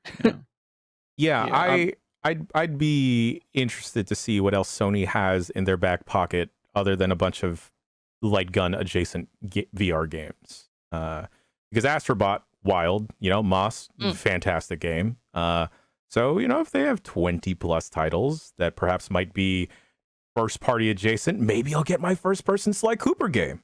Or VR Sly Cooper game, I mean. How would that work? Who knows? Just looking to throw up, like desperately wants to throw up. No, like those games, like I would be into those games. That's the same thing as Astrobot. It's basically just VR third person, which works fine. Like I would love to play a Sly Cooper like that. You could be a little turtle dude, and then you're like, Sly, go over here. Yeah, 100%. I think the other thing that positions Sony, I mean, like it's an extension of what we just talked about, is there's still not a lot of like unique experiences on VR devices, if you know what I mean. Like generally what happens is like a VR game will come out on one device and then very quickly propagate to all devices that are VR enabled, and you're like, okay, I can get this anywhere. But there's very few things that are kind of like exclusive and like unique, and nothing, you can't really play it anywhere else. And I think that's where Sony could again really like create a groove for themselves. They have the opportunity to make their own flavor of VR games, and I hope it isn't just like, hey, we've got more of, we've got a device where you can now play Beat Saber again, and you can get Supernatural VR, and every other thing that you want is, that exists in VR is also available here now. I hope they take the kind of first party approach where they're like, we've got games that no one else has, no one else will have, and the reason you're buying it, here are the reasons you are buying our specific VR device. I think that needs to be super like a key thing for them. Otherwise, like if you're just doing the same old thing, you're losing the value of having it attached to a PlayStation, and then also the Quest is very cheap. And like you're not going to get people to invest in if they don't already have a PlayStation. You're not going to be able to convince them to go through the hassle of finding a PlayStation, which is still impossibly difficult right now, and then also buy a VR device on top. You got to make sure that you've got enough good stuff to make it work, and it can't just be another getaway style game. It's got to Yeah. be something that hits. Like, we're past the phase of VR where experimentation and having like slightly wonky, not great experiences are acceptable. Mhm. Like, it's got to be hitting now, because like there are games coming out that are like genuinely great contenders. You know, Half-Life Alyx exists. You know, and there's the super hot VR thing. So half-assing it just can't. There's no space for that right now. Yeah, that was a question I was thinking of. Is do you think Half-Life Alyx makes it to PSVR 2? I think so. Yeah, I think like I imagine it will make it there soon. Like I played a bit of Half-Life Alyx on the Quest, so I guess it's Quest available.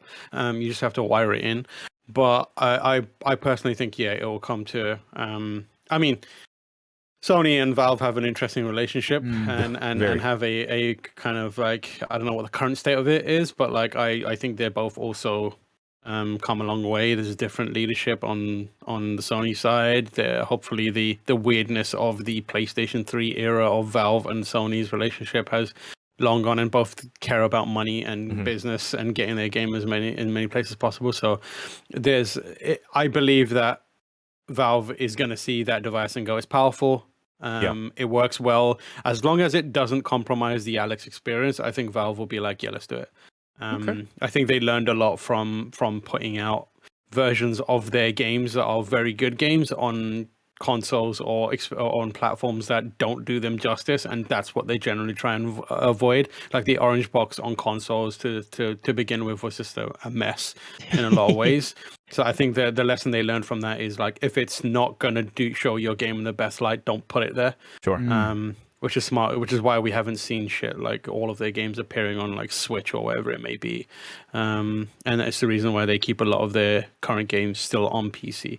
So I think if the device, the PlayStation VR 2, is good and it can run it and do it well and do the game justice, they'll be more than happy to do it. Well, we might find out more stuff about PSVR 2 later this week, because Sony has announced that they have a state of play slated for this Thursday. And according to them, they're jumping the gun. They're a little bit a week early here. They are claiming it is part of Summer Games Fest, which I mean, just make Summer Games Fest just more messier, more Forever confusing, Games Fest. more make convoluted. Look, anybody. Chaos. Anybody can download a graphic, okay? Anybody could put a graphic on a video. Just make a graphic. And just man. call it Summer Games Fest. Just put That's how this seems GBFGF to be working. I'm Summer Games Fest. We're all gonna wear flower shirts and board shorts and just hang out and drink drinks out of coconuts. I mean, like, who owns Is that the dress name? code? I'll follow it. Who does anyone own Summer Games Fest? Is it Keeley? That's the Keeley's joint. It's It's his thing. Yeah. It's just wild to me that they're like, "Yo, this is a full-on week ahead of everything else." Whatever. There's no rules. Who cares? I don't know if you got the memo from GameSpot, but the official, everyone out there on Giant Bomb, please take this and propagate it. The event is officially called Key 3. E3. Right. Yes. Yep. So make sure that you're using Key 3 # Key 3. We're trying to make this the new thing, because When you spell Jeff's name, the E has to be a 3, like in League speak. Oh, Yeah. great. Key 3 is the one that we're going for. Maybe you'll see people even wearing T-shirts with the word Key 3 on it. Fantastic. Who knows? I don't know what they Fantastic. could be talking about, but all right. Well, the state of play, Sony has said that's supposed to be 30 hot minutes of some state playing. They are teasing that there may be exciting reveals from third parties. Thank God! I'm so bored of the boring reveals that they keep advertising at these things. And then they may also bring stuff that is currently in development for PSVR 2. So we might see the dang headset. What if someone what if it's all headset? What if it's all PSVR 2? And it's all 20 titles. It's like, yo, we got Elden Ring, but you are now the horse. Yes. I could be Torrent. Now we're talking. Let's go. In more Sony news, this feels like a threat. Sony has been on an acquisition spree, but that's pretty much everyone in games right now. Everyone's trying to buy everyone. Everyone's trying to be like, yo, what's up, dog? You want to Want to come over here? Yeah, I've been trying to trying to acquire Jeff Bakalar for many weeks right now. He's ours. Look, our people are talking. We got to leave it in their court now. Okay. Jim Ryan is teasing like, hey, we're not done yet. Just within this year, they've acquired Housemarque, Nix's, Fire Sprite, Bluepoint, Valkyrie. They of course picked up Bungie. That deal is slowly going through, just as all other acquisitions are going. They've also invested a lot of money into Epic and Discord. And I want to ask the panel we got here, do you think that EA is at all on their radar for being picked up? I know we brought up last week that EA was looking for someone to perhaps acquire them. Sony was not in that short list of names that was teased, perhaps. But do you think EA would at all be valuable to the Sony library? Yeah, I mean, I don't think they are in the conversation as much as Microsoft, just because of their existing kind of relationship, right? That kind of lends itself maybe easier to one way or the other. But that it would also be a many orders of magnitude larger acquisition than what you sort of listed off there, right? I can't predict what companies will do. Like they're like wild animals to me. I have no idea what they're gonna do, who they're gonna acquire, and I'm just like, okay, I'm just gonna observe and be like, wow, didn't expect them to do that strange behavior, but I'm seeing it right now. Yeah, I mean, like Sony is almost certainly looking at EA because all companies are always looking at each other for acquisition purposes. So I'm sure there's been discussions. I think that it's an interesting one because EA no longer has the FIFA license. Obviously, like it would be interesting to be a fly on the wall around the Sony conversations of them discussing EA as a potential acquisition before and after. I could make a case for them being more interested and less interested now than previously. Like, the thing, having the the FIFA license is massive, so that's probably they were like, that could be interesting. But now not having it could be like, maybe we're not interested. But then now they're probably cheaper, and you can acquire them. And they could be looking at Star Wars as a thing that they own and have licenses to, and Battlefield and that kind of business. And Sony has said that they want service-based games, right? And the one area that they don't have much service-based game experiences is sports, outside of perhaps MLB, but I don't think MLB the show is doing stuff like Ultimate Team or whatever the alternatives are for the other sports games. But I don't know. It feels like I don't know if it's a good fit for Sony. But I wonder what the loss of the FIFA license, like on paper, really does for the overall value of it. I wonder, like, what the actual financial hit, what that actually equates out to, just from a sort of like fun, let's think about this thought experiment. I think it's interesting because the license is very, very important to people, like especially for soccer, football. It's a big part of why people loved playing FIFA. I mean, like, it's got great gameplay, but like also the authenticity is a massive part of it. Totally. I think there is going to be a dip when they put out EA Soccer, and it's like none of the right players are there. And we had that same thing. The interesting thing is whether they create the workaround that Pro Evolution Soccer did when Konami was making those, where they just allow you to rename things and update things, so people were like looking at teams and being like, okay, we're just going to change all the names, we know who these players are, and we know all the kind of like numbers and stuff, and update the graphics, visuals, and that kind of stuff, and just create the game themselves. That would be a good workaround for them. But I think like they're definitely, but then I don't know, like EA, are they gonna, is FIFA, well, FIFA was talking about having their own game as well, right? And they were like, we're gonna have something. Those statements sound like they were made by people who don't understand how difficult it is to make sports games that are like very good. So there could be a situation where people are like, oh, I'm going to get the officially licensed one. And they're like, this sucks hard. Like, I don't want to play this. And they just stick with the existing ones. Well, we should all just wait for Mario Strikers to come out. I believe multiplayer demo is coming out later this week. Yeah, it's soon. I'm stoked for that. I'm pretty stoked too. You know what kind of bummed me out? Nintendo Switch Sports. I feel like came went. You know, I've been playing that a lot with my kid, and he's sort of like he only got like the regular bowling is now too boring for him. He needs like the crazy bowling with all the obstacles in it, and I get that you need a little bit of spice in there. Everything else has everything else has sort of faded away. Like I think the honeymoon period was so short with that game in a way that it's long term it's a little right currently as is a little bit of a letdown. Super jazzed on it at the start. Honeymoon's a little long in the tooth now. Starting to maybe say, oh, maybe you and I, maybe we shouldn't have done this. Maybe, All right, Adam Driver. I feel like ScarJo right now. Other options. Yeah, just saying. Returnal. Y'all like Returnal? Sort of. I want to try it more earnestly. I've seen a bunch of it, and I Jess, like what I see. It might be coming to Steam, so you might be able to play it on a different thing. Steam D found Presence, a game codenamed Oregon, with tags and the description very similar to other stuff you would see in Returnal. I believe the tags were bullet hell, and they were referencing specific locations that you in areas that you pop up in Returnal. On top of bullet hell, I believe they also had like a third-person shooter. This matches up with, hold on, let me update that lower thirds. Matches up with the NVIDIA GeForce leak from about a year ago. Y'all remember that? It had like the Bible. Yes. The actual real document that is like flawless. The Old Testament, the New Testament, and then the director's cut of the Bible. It was all there. It matches in line with all of that.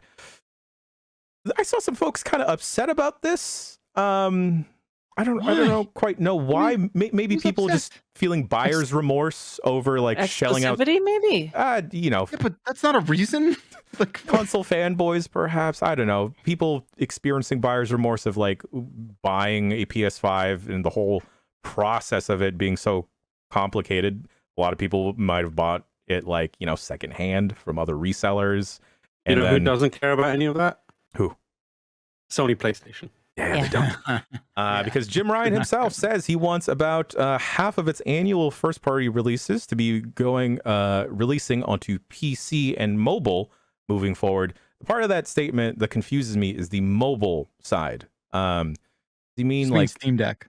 Steam Deck. Oh, well, does that count as mobile though? Sure. And so it is true. Yes. What if PSVR 2 is also the next PSP? Oh my god! You shut your mouth. You just shunk it out of the headset. No, you just shunk it on. Yeah, it's like Labo. Yeah. Oh yeah, Labo. And then they're supposed to be like 6 or 8 cameras on the thing, so you'll be able to see outside. You'll just shunk it on, and then like, oh cool, I'm playing Loco Roco. Do you not know you're supposed to walk down the street playing PSVR 2? Like, did you not see that demo? I have seen people with what's the portable Oculus? Or yes. The Walkulus.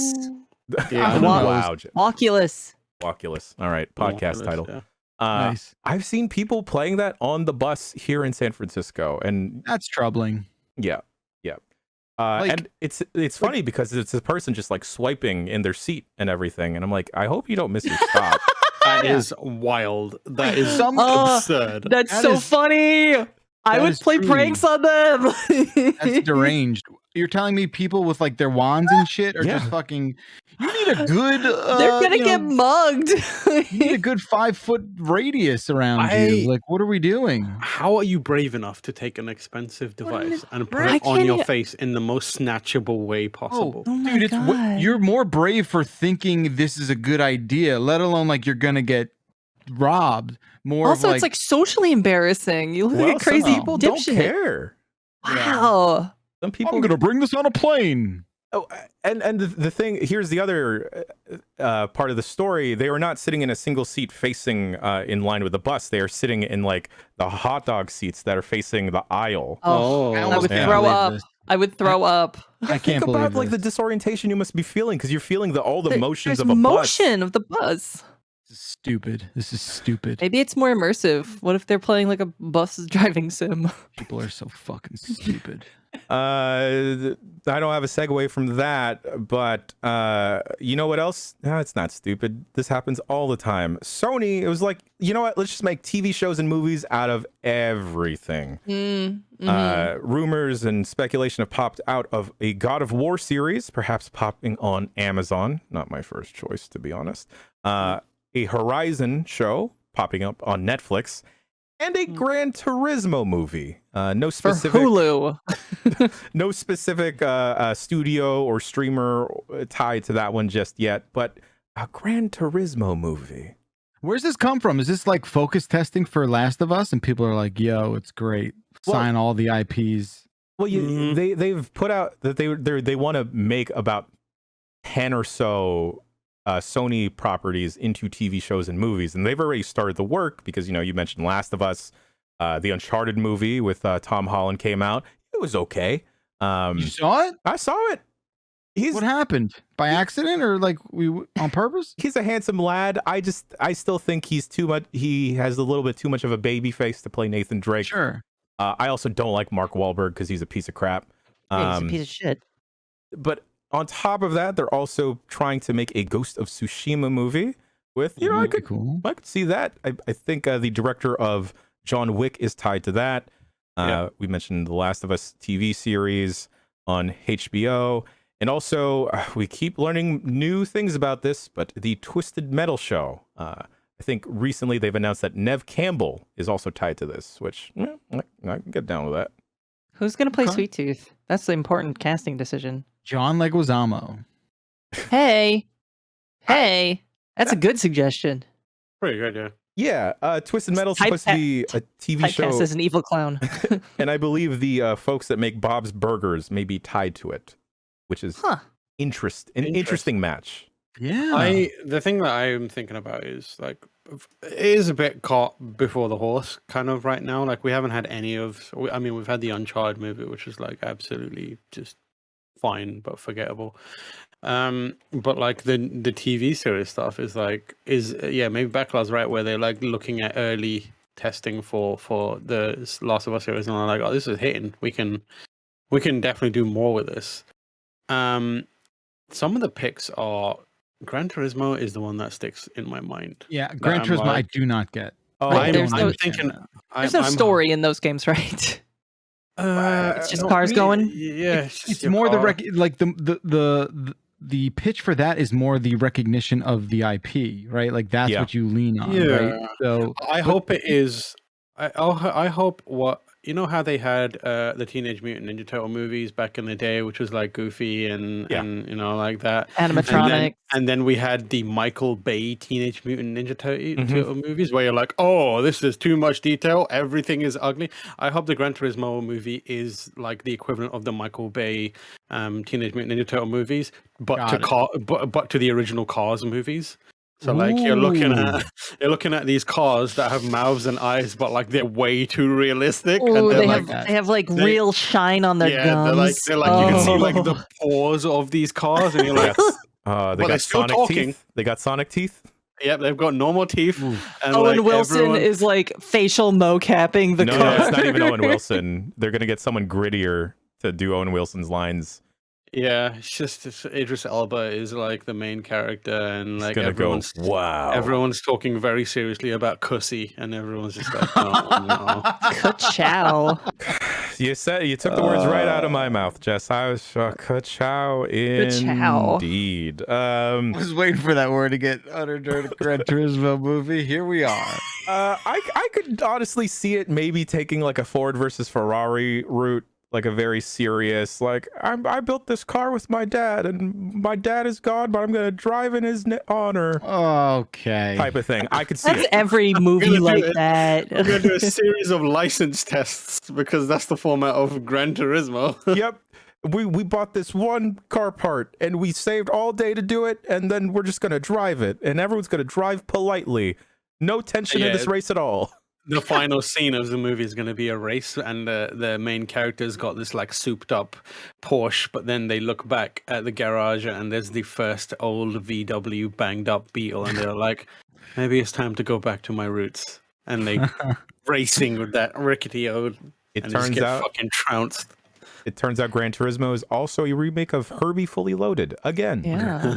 I saw a Tom Cruise movie about, going fast against all odds. Okay, can we It's guess not which Top one Gun. it is? Can we guess which one it is? Yes. Give us one more clue to it. It's related to the thing we were talking about. He runs in every movie. That's his thing. Yeah. He loves running. Mission Impossible. No, it's not him running. It's him driving. Driving? He doesn't drive. Oh, yeah, Days of Thunder. Days of Thunder. It's boring Top Gun. Don't watch it. But this game, this show will just be a more exciting Days of Thunder. Mm. Mm. Mm. Mm. I don't know if we need. I'm excited to see what they do with God of War. Amazon looks like they're spending a hell of a lot of money on that Lord of the Rings show. Yeah. And maybe they've got similar like kind of like deep pockets for God of War. I don't know if it's gonna translate. I think it could. I mean, think it could. Yeah, I mean, like the Norseman, like Yeah. that exists, and it has that kind of like really intense Norse kind of like vibe that could work really well. But obviously, like, do you go to Greek mythology? Do you go to Norse mythology? Do you go somewhere in between? Like, Like what you do have you to do? You can the do both. original You can do both. trilogy first. Make it out. him Italian. Well, Make KratosItalian.com. The gods of Olympus have abandoned me. Oh, Ares. Oh. I just don't know who they would cast, and I feel like no one is going to be satisfied with whoever they cast. No. What are you, Not my at all. kid? What are we doing? The other thing that popped up over the weekend is Star Wars Celebration. Shouts out to you if you celebrate Star Wars. This was your weekend. Star It is a Wars- religion, isn't it? Let me tell you, someone that is adjacent to it. Yes. Star Wars Jedi Survivor officially announced. This was originally, I'm going to take credits for this, semi-broken on the hit news show, soon to be Emmy Award winning. I don't know how you win an Emmy, honestly, but Emmy Award winning news program on giantbomb.com called Grub Snacks. Yeah, new category. Just for this. Just for us. That kind of broke there. It was officially released then. Set to release in 2023. We'll continue to follow the journey of Cal Kestis and BD1, his little droid. I don't think BD1 is the best name for a droid. It just makes me think of BDSM. But maybe that's just where my brain goes. Makes me think of BD Wong, the actor. Oh, Yeah. Okay. You know what? As long as I can get like a mod where it is just BD Wong voicing BD1, I'm down. I'll play it. Let's do Hell it. yeah. Yeah. Should let him do it. Yeah, let BD Wong do it. It's supposed to be one of 3 Star Wars projects currently popping off at Respawn. I think that may be too many. As a fan of Star Wars, I don't think we need that much. And I say that in terms of Matt, the what do you think? shows as well. You're getting it. We're going to get it. Was I hardcore looking at replica lightsabers this weekend? Yes, I was. So I am part of the Jen. problem. Oh, Jen. This was kind of a Souls-like. Tam, did you check out Jedi Fallen Order at all? Did you like it at all? It was a game that many people liked. I Oh, think very it was diplomatic. fun. Enough said. Enough I think the said. Star Wars part of it was great. I think that it was very unfortunate that it came out at the same time or around the same time as Sekiro, Oh, poor timing indeed. and had basically the same mechanics, but not as good. Jess, would you play an Ewok game? Yeah. Yeah? Yeah. I would like. Give me those little guys. Am I playing as an Ewok? You're Am I an Ewok. managing them? I'd love a management sim where you're building an Ewok city. It'd keep them happy. 2-point Ewok campus. I'd do that. I- And they're all like, I think like they're all way too realistically rendered, and they all look like they're little people in costumes. Like they don't look stylized at all. the Cal Kestis, I think was a cool character. Yeah. I definitely enjoyed a lot of like Fallen Order. But yeah, I'm excited to see it come back. Bakalar, are you gonna say I'm something? down for some more. Yeah, I mean, I know it's like such low hanging fruit, and I'm sure one is already in development. I think actually maybe we do know this, but like I would play a straight up open world Mandalorian game. Like I would play Ooh. that for sure. Oh, yeah. Oh, God. Pedro Pascal? Woo. Now that's a zaddy. Dude, You know what they I need to mean- make? what's that? I was gonna say they need to make. You know how you have those games now on PC that are like, oh, you own a shop and you sell stuff. They need to make one of those games where you play as a Jawa, and you go into dungeons and you go into like different Recettear, but Jawa edition. Jawas. Like you Okay. scavenge, you steal shit from people, and then you find and then you go back to your shop and you try and sell that shit. And it's a bit papers please as well because you're trying not to get caught and get revealed that you've actually just stolen that shit and are trying to sell Nice. it back to That'd people. be cool. Give me Beat Saber, but it's just Star Wars, so it's like Beat Lightsaber. Saber. Yeah. It would just be the theme song, and it doesn't flow Just imagine so good. whacking it off to jizz music. Yeah. Not jizz. man. And Not also, jizz. it scrolls down at a certain, that one angle. It scrolls toward you that way. Wow, we 45 give out degrees. too Don't you many remember free Dance ideas here. Central Star Wars? Like we already did this. It went- I'm it Han went Solo. terribly. I'm Han Solo. Exactly. Solo. Exactly. All right. In slightly sad news, Ray Liotta passed away over the weekend. Yeah. Rest in peace to Ray Liotta, passing away at 67. Gosh, so young, so young. Oh. For folks that may not watch movies, Ray Liotta is most notable in the gaming world as voicing Tommy Vercetti in GTA Vice City. And That was him? Mhm. Yeah. that was him. What? Let me tell you, I was looking at the No, IMDb what? of Vice City. Yeah, there's when some compiling the news. wild. Yo, Burt Reynolds was in this game. Mhm. Whoa. Jess, Yeah, like, it's- there's a lot of serious voice talent in this game, and I mean, like, all GTA games throw in like a lot of money into the voices, but like Ray Sure. Liotta's Tommy Vercetti burned into my childhood memory. Totally. I just thought it was some guy doing a Ray Liotta impression. Turns out, actual Ray Liotta. What the Mhm. fuck? Just He's like in Call how- of Duty as well. Yeah, he was in Call of Duty for a bit. Yeah. Rest in peace to Ray Liotta. Damn, just Yeah. 67 is Very way sad. too young. I think the last thing I saw him in was Hubie Halloween, Oh no. the Adam Sandler movie, which actually You watched it. may You're not. the guy, like, whenever I see something on Netflix or some crazy banana shit, and I'm like, who the fuck watches it? The answer to that in my head now is Jan. Yep. It's Jan. Yep. Did I? So, thank you. Did me and my friends try out to be on The Floor Is Lava? Yeah, we See, did. That I can get behind, though. That I can get behind. You know, there was a Frogger show. Yes. talked about this Yeah, we here. Jeff. just Okay. talked about that. I yeah. thought Told so. this to you. Okay. Yes. I wasn't sure if that was something my partner told me or if it was you guys. Got it. It's all There's melding so much- together. There's so much gaming related stuff in the ether for me. Surrounded. Other gaming ether stuff. Multiversus currently, it's not an open beta, but there are teases of characters coming to this game. A post on Reddit alluded to that there are the work is pretty much done on a couple characters headed to the game, such as Joker, Godzilla, Scooby-Doo, Rick, and Morty, and everyone's favorite Warner Brothers character, LeBron James. What? Yeah, well, he was in Space Jam too. So Yeah, okay, sure. it's This is just Ready Player One, the game.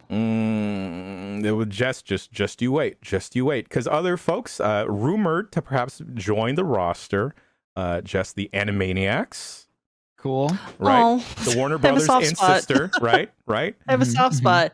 Do they play like ice climbers or are they individual is the question? They could play like the Pokemon trainer because there's 3 of them. Oh. Yeah. Johnny Okay. Bravo, mildly problematic. I realize that. Samurai Jack, very cool. You know, Oh. that Samurai Jack game that came out a couple years ago, not bad, it turns out. Scorpion from Mortal Kombat, okay, makes sense, right? To keep his Again, I feel weapons like at home.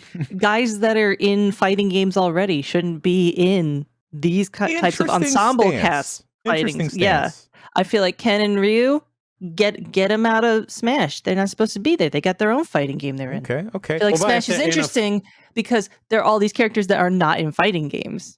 What about if they're in a fighting game that plays completely different to the way that they Yeah. are in their own fighting game? I mean, I will make an exception for Little Mac because that is like so. It's Little also Mac. really retro Sure. You know. Sure. and plays really differently. But Just- I don't know. Okay. I understand that stance, but how do you feel about Ted Lasso perhaps joining the cast of Multiverses? I Jason know Sudeikis nothing himself. about. I just know nothing about Ted Lasso except people keep saying the name Let me around tell me you, I with need no him- I context. need one of his moves to just summon Roy Kent. I was Yeah. just gonna say Yell it at should be someone. Roy Kent and not Ted Lasso. But like Roy, he appears, Roy Kent appears as just like fuck this, and then leaves. Yeah. And all I then know that's is the it's a finisher. TV show. I only know it's a TV show. Nobody says anything else about it except I love Ted Lasso. I took a turn this on is it. like a fake name. I took a turn on it. Yeah, it's a TV show about an American man that leaves America to coach a failing British soccer team. and he's a and college uses- football coach. Yeah, and he's set up to fail, but through the power of his can-do attitude, wins And people baking. over. It's very wholesome. It's very feel-good, and Yeah. it also goes to some places that you're like, oh, I didn't expect it to go here. I Yeah. feel sad, but also Does feel it go good. to like sci-fi places? Because I don't Nope. see how that could be interesting at all. All right. Well, Jess It's- says it's the pretty- drama it's pretty of good. sports. I enjoy it. Yeah, I think it's great. I think it's great. Here's the thing. But I don't know if he's a fighter like this. Listen, Yes, Tam. I'm listening. there's a lot of characters that Warner Brothers could put on this, including Ted Lasso. But it seems absolutely shocking to me that Warner Brothers, owners of the film property Demolition Man, has not put in Simon Yo. Phoenix There we Yo, go. Yeah. or There we John go. Spartan. What are you doing? And Like, whoever get Dennis a Leary's grip. character's name is. Edgar Friendly. Yes. Mhm. Yeah, Put him in of it. course. Jack Black is in that movie. That is like such a easy dunk. Put in Simon Phoenix and John Spartan into this Smash clone. Everyone go to Twitter and at the developers of this game and tell them to get the Demolition Man characters in there. They If we're deserve it. gonna get wild with it, right, and just get weird with it, if they're actually gonna put Ted Lasso, just put Ed Boon in it. Yeah. He just has all of the moves from Mortal Kombat. He could do the get over here. He could freeze people. He can like take his face off and like spit acid. I just want that. That makes sense. Yeah, Mhm. and just give me like the toasty guy as like his like special that hits him from behind or his opponents from behind. This can be arranged. All right. Last news story for today, and this I feel targeted by this. I popped over boy. to our friends at GameSpot.com, and this is one of the stories that piqued my interest. Why is that, Jan? Because there's a Persona 5 slot machine headed out into the universe called Persona 5 for reals. Nice. Fantastic. That's cool. It looks fantastic. It looks really good. I hope it'll be in Vegas by the time I go to Vegas, and I'm gonna lose all of my money, and I'm not gonna learn anything. I mean, this No. is one of those digital. Oh, they're all digital slot machines now. But like, I feel like once slot machines went this route where there's basically like a 3x5 matrix, and you're just like, what the fuck is going on in this thing? There's all these lines. There's no rhyme or reason. I don't understand if I've won. I just know what the maximum bet is. But at least you'll be enjoying the branding license on this one, Jack. In the same way that Jeff, you have pinball machines in your house because pinball is something that speaks to you. What if I just start having blackjack tables and slot machines in my house because That's totally gambling fine. speaks to me? But are you gonna get any better? Like No. and what are you gonna? I mean, look, like getting there's no like high scores really. I mean, sure, you can win the fake money that you'll not win, but I'm with you. Like people have slot machines as like a novelty thing in their house. Like, what if instead you opened a casino and you were just surrounded by those things, but not actually participate, and the house always wins, so it wouldn't be as destructive to your life. This sounds like a movie. it's called Boiler Room. I was thinking of the Will Ferrell joint, but yes, Boiler Room. Okay. God, yeah. I went to a kind of Dave and Buster's clone over the weekend, and they had crane games there. And boy, let me tell you, I was really tempted to just use all of my money there. But upon inspection, they were not. It was not like a good crane. The tension was not there. Not that I have done extensive research as to figure out what is a good crane game and what is a bad crane game.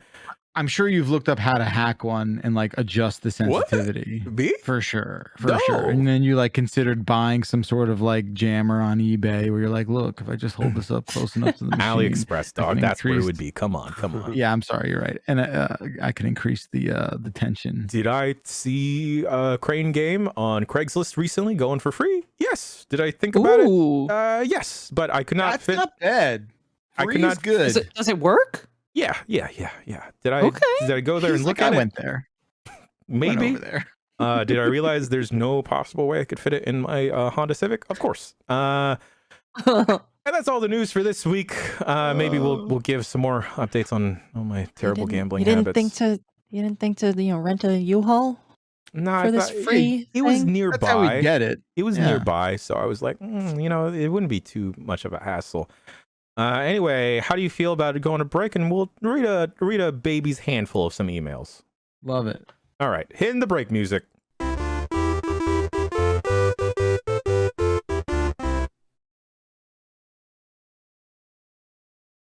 I really hope this guy that is needing to get his Volkswagen serviced is actually getting these emails, because he keeps sending them to me, or they keep getting sent to me.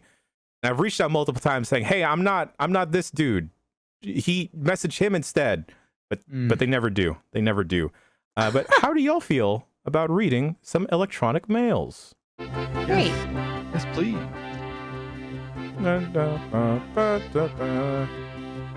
Emails. Jess, could you read this first one we have here from Nils in Massachusetts? Hello, Nils. Have you ever wanted to hit something as much as this Sonic piñata before? I haven't. What video game characters would you like to turn into a piñata and beat the shit out of? Not to get the candy inside, but just because they deserve it. I feel like a one-up mushroom would be a good piñata. Not because I have any animosity. You're not angry at it. Yeah, not because I have any animosity. I just think like, yeah, this would be good. This would be satisfying. Oh, Bubsy.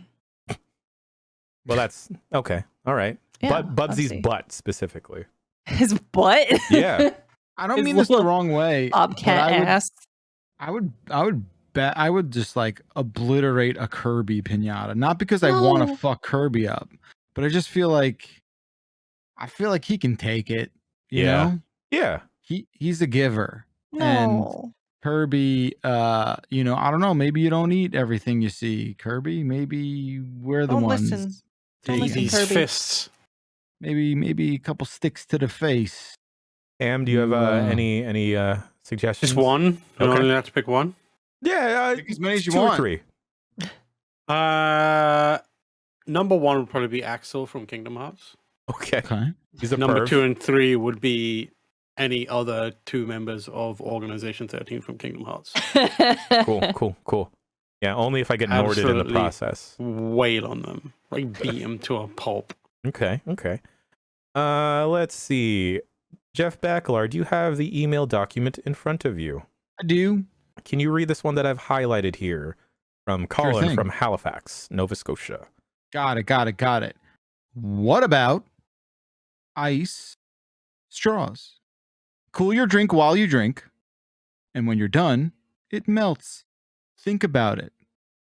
Colin, I'm not sure you understand physics. Yeah. I think he's in Nova Scotia and everything's cold, so Everything's not frozen 24 hours a day there. And also, you would melt the straw the second you started to touch it to your lips. or it would stick to your lips and it would hurt to You remove. would have a Christmas story situation on your hands. Mhm. So, Colin, thank you for writing in, but that's fucking stupid. No, I'm sorry. I don't mean that. You're nice. Wow. But we can't do ice straws because that's the dumbest fucking thing. That is some Dan Reichert ass shit right there. They do have. I owned this briefly once, and then I was like, "What am I fucking stupid?"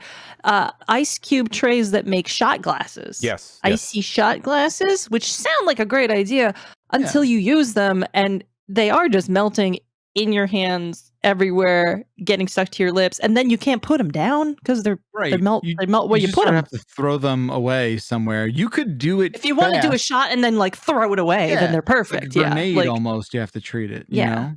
Yeah. Fantastic. Yeah, I think that's it with straws. No more straw talk. I don't want any more straw talk. We're done. We're done with straw talk. Tam, I've highlighted an email. It's on page 6 of this document. If you wouldn't mind reading it, it's from Jeff from Manhattan. Hey, Jan and the Bomb Squad. Just came back from a new pop-up shop in Queens, New York that sells rare Pokemon cards, and when you buy one, it comes with a free gift. The free gift is weed. Considering how dangerous the Pokemon card collector scene is getting nowadays, how many bomb coins should I invest into this totally legitimate establishment? Thanks. Jeff from Manhattan, sent from my iPhone. Wait. Is weed legal in New York now? Did I miss this? Oh shit. Yes. I thought it was still like, we're not sure. No, it's definitely legal. I think their process to like opening up stores is still on the way. It already happened in Jersey the last few months, but New York is right behind. But it is legal. Here's the thing. What's weird is that the way that some places had to get around selling weed was that they would make the weed the free gift attached to the thing. So I think it was like in maybe Massachusetts when it first started, where it was like, I'm going to buy a loaf of bread for $70. And my free gift with the loaf of bread was like an eighth of weed or something. I see. And I wonder if that's some sort of like weird leftover from that. And this guy's looking for genuine Pokemon cards, but also getting fucking weed at the same time. Imagine going to just get Pokemon cards and you end up with weed and you're like, what do I do with this? I don't even want weed. That would be Barber Jan, because Barber Jan does not partake in it, and then he would probably just start collecting that as well. Real quick, somebody in the chat just called out and said like, you're paying $70 for an eighth, or you're getting people be desperate. Okay, here's the thing. The weed is the only thing that has stayed the same price for 20 years. Like it's like a gram is, as far as I'm concerned, a gram was $20, an eighth was 60 and onward, right? And apparently that's still how much it costs with inflation and everything. It's still that much money. I don't understand. How is that possible?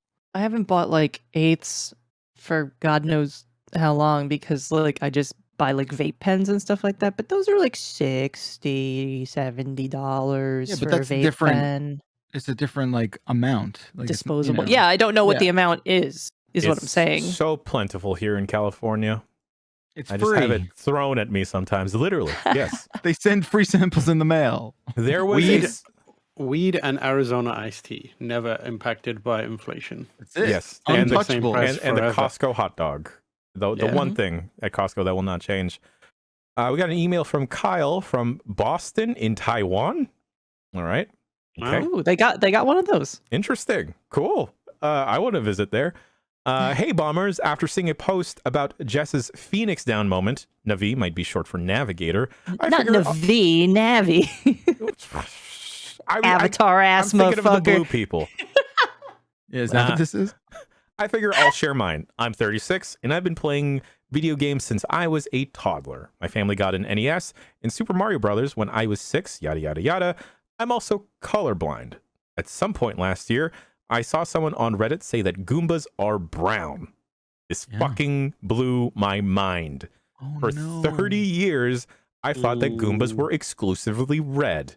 Yes, of course, apparently Goombas come in different shades that can go from brown to brownish red, I think. But the thought never even crossed my mind. This fucked me up for weeks. To this day, when I hear mentions of Goombas on a podcast, I think to myself, Goombas are brown? What was your most profound Phoenix Down moment? Thanks, Kyle from Boston in Taiwan. Is the classic one. Miles Tails per hour. As in being miles per hour. That was a good one. I figured that out when I was like 7 or 8, though. I think I just didn't care about Tails enough to really pay close attention to Tails. I was like, I'm good. Recently was probably the F-Zero thing, right? That F-Zero is a play on Formula One. It blew my mind. I was like, what? No way. That also got me kind of recently. I also knew Ash Ketchum from the second I heard his name. I was like, oh, yes. Catch them all, catch them. Yeah. That one just clicked. Phoenix Down took me years to click. But yeah, Navi being potentially short for navigator. I was like, what the fuck? The best part, Tam, is somebody listening to this show will learn about Miles just now. Yeah. Like without a doubt. And that's going to be great. Yeah, people are just now learning about Ash Ketchum. Interesting. What? Yeah. Come on. It's completely possible. Let's see. Dear Bombcast, I have 2 kids now and don't have much time for PC or console games. I do still occasionally play some phone before going to bed. I got into Kingdom Rush series, Ridiculous Fishing, and Solitarica after these were mentioned on the Bombcast. I'm not really into multiplayer on phone games. So hard to tell if a game will be good or not. Do you have any single-player suggestions from the past couple years? Thanks, Jimmy from Columbus. That Rocket League game isn't bad. Yeah, it's good. Yeah. Sideswipe is fun, yeah. I'm into that. Not words if not words. If word games are your bag. Yep. Because of Wordle, there have been like a lot of Wordle adjacent games popping up. So perhaps that could be up your alley. Like, I'm a big fan of Blank Check. So they've been someone made a movie box office type a game, so where you guess what was the number 1 in a year, 1 through 5. That's pretty cool. The only games I got on my phone is Not Words. Okay. Super Auto Pets, still there, Dan. You'll be happy to. You know, that is a multiplayer game technically, but you don't feel the pressures of it. Yeah. So I would suggest that. And Konami Pixel Puzzle, which is just a Picross it's a good thing. Oh, yeah, it's a good one. But there's freaking jillions of Picross puzzles in here. I love Picross. But there's a lot of football or soccer ads for other things on Pixel Puzzle Collection. Probably backwards. Sword and Sorcery is like old one that is really good. I think it's got a good vibe. There's a game called Song of Bloom, which I really like. It's like classic old. It kind of takes the gimmick of touch controls on a screen and turns it into a series of really cool mini games and it's got like this really interesting aesthetic that ties it all together. Those are 2. There's a couple of Lego games on iOS that are also quite fun. Those are good. There's one game, I think there's multiple now. It's a series of games maybe called Dadish. What? Which is really fun. You play a radish that's a dad. Oh, sick. I can relate. Yeah, and like I think your quest is just to find all your lost kids, and they all have like unique personalities. And it's really, really funny. It's really, really fun. Little platformer. Highly recommend it. They cost like, I think the first one might cost like maybe a couple of bucks. And then the rest of them I think are free. I believe are free. There's 3 of them now, if I remember correctly. A lot of fun. Dadish is a good time. I know this kind of goes against the spirit of what the emailer was asking, but you could perhaps try Steam Link on your phone and play a game that is like kind of low rent. Maybe you play like a visual novel game, perhaps something where timing isn't super duper important. But I guess that'll depend on whether or not what your Wi-Fi sitch is at home, or if you've got data restrictions. What about? Oh yeah, Million Onion Hotel. I've been meaning to check out. That's a good joint. Oh. Cost money though, not free. What about one more email? Sure. Do it. Okay. All right. Let's read this one from Jason in Hamilton, Ontario. Ontario. Hello, Bombcast. I hope you're doing well. I also hope you're doing well, Jason from Ontario. I listened to your discussion regarding esports, and a lot of it highlighted the problems I had with the evolution of RTS games and their death. Growing up playing RTS games in the early to mid 90s, there was no proper way to play the game. You'd play against the AI, maybe connect with some friends over LAN, and it usually ended with you amassing units and throwing them against one another. But as the genre progressed and the internet became more widespread, all of a sudden you started hearing about actions per minute and build orders. Suddenly, there was a proper way to play the games, and you often found yourself outmatched by people who spent the time chasing these things. For the casual player, the fun was gone. At the same time, you started seeing a lot of custom maps and game modes. You think that the esportsification of the RTS genre by its own player base is what directly led to the rise of custom modes and eventually the MOBA. I certainly eventually spent more time playing these custom game modes than vanilla StarCraft multiplayer where I couldn't compete. Jason from Hamilton, Ontario.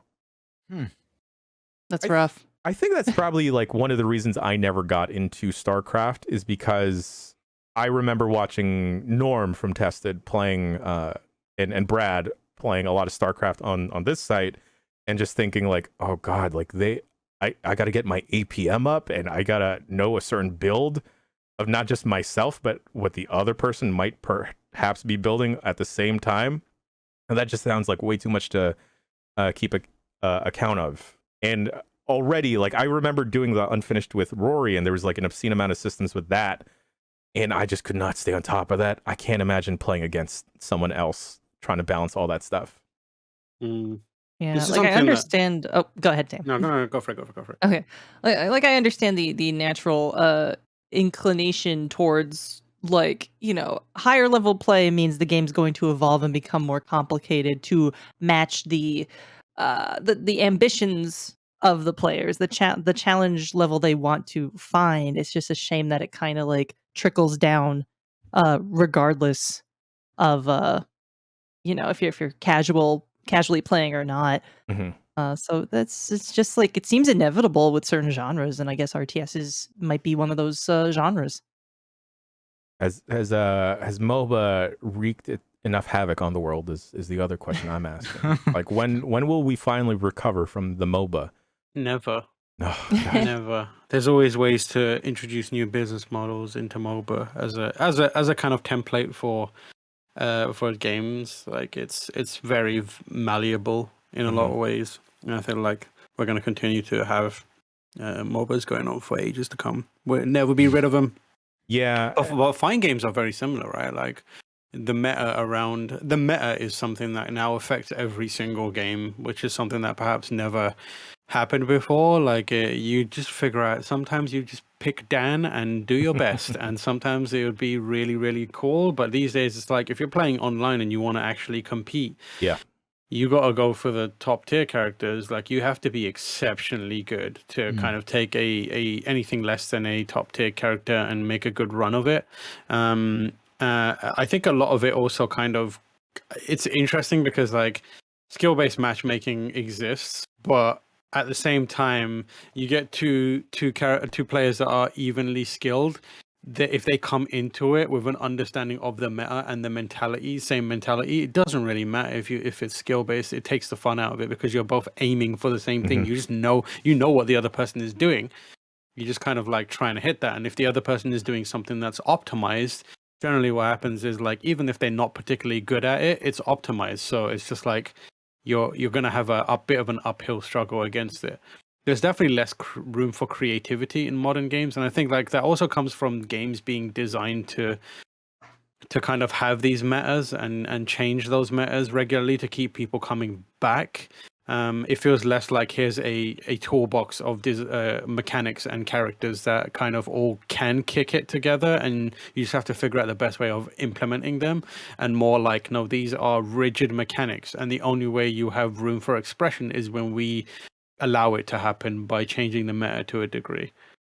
And like, there's always the excuse like, well, just play against people that are at your own skill level. Problem solved. And it's like, that's not that easy. Like we have algorithms to kind of guess like how skilled you are for matchmaking purposes. But like I've said before, and this is where, my personal, complaint comes from, is like, I've been to, holiday parties at my previous workplace, and it's like, let's play Smash. And like, all the guys are really good, and all girls who just want to chill out and play Smash casually, they quit after 2 rounds because it's like clearly the skill level is completely different.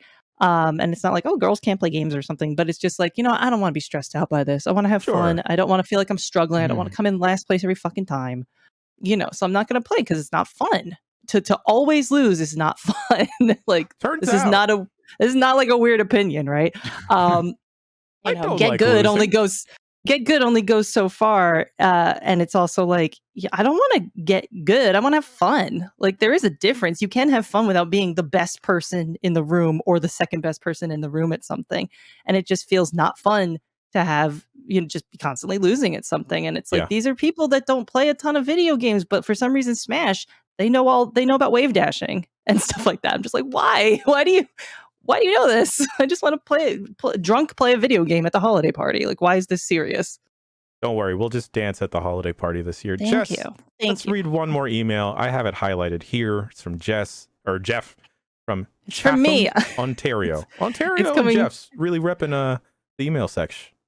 It's coming from inside the house. Oh, over here? I see. Yes. Yesterday, I went to a new local bakery to sample their bagels. The total was $3.25 for a bagel toasted with butter. It looked like the best bagel I would ever consume. These are some big ass bagels. While toasting, the clerk came from the back and said, "We have a promotion. Get 2 gourmet cookies and a pop with the purchase of a bagel." Jeez. I chose cookies, as this was clearly the better deal. After selecting my par-baked chocolate chunk cookies dipped in chocolate, coated with M&Ms, and drizzled with caramel, she asked what kind of pop I wanted. I chose a Diet Coke. I left a generous tip and walked out in disbelief. Have you ever had a deal that seems too good to be true, but you just went with it and got the fuck out? Jeff from Chatham, Ontario. That's a good deal. A very good deal. You robbed the store, is what you did. You got breakfast and lunch. I think you said you gave a generous tip, so I think you made up for it there. Yeah. You robbed from the restaurant as a whole, but gave to a singular person. Sure, which is the best way to go. Your day. Tip your Bagelmonger. Yeah. I've definitely had people give me like an incorrect check where I'm like, this is wrong. But I don't think I've had something where it's like, this is amazing and almost, free. I've never had a situation that seems too good to be true, unfortunately. Well, I mean, since I moved out to the Midwest, it has been consistently shocking how cheap everything is out here. And that includes, subpar food, but there's a lot of it, but also booze. You get like, there was a place that closed semi-recently. It was a steakhouse called Alexander's. Really good steak. But they had, I ordered a Mai Tai, and it was like $8 or something. And it's like, oh, that's a reasonable price for a cocktail. It comes in the biggest beer stein. Oh my God. I have ever seen. And it was hardcore alcohol. Like, you get one of those, you cannot drive home. That's like, you are fucked up. Oh my God, it was so good. And now that place is gone. I'll never have that big honkin' chonkin' Mai Tai. Oh, blew my mind. I have a concern. Oh, okay. Please raise it. I don't mean to shame, but like maybe this is not a concern. This is not a judgment. This is me talking about how I feel. I feel like so this meal seems to be bagel toasted with butter. Okay. And then cookies.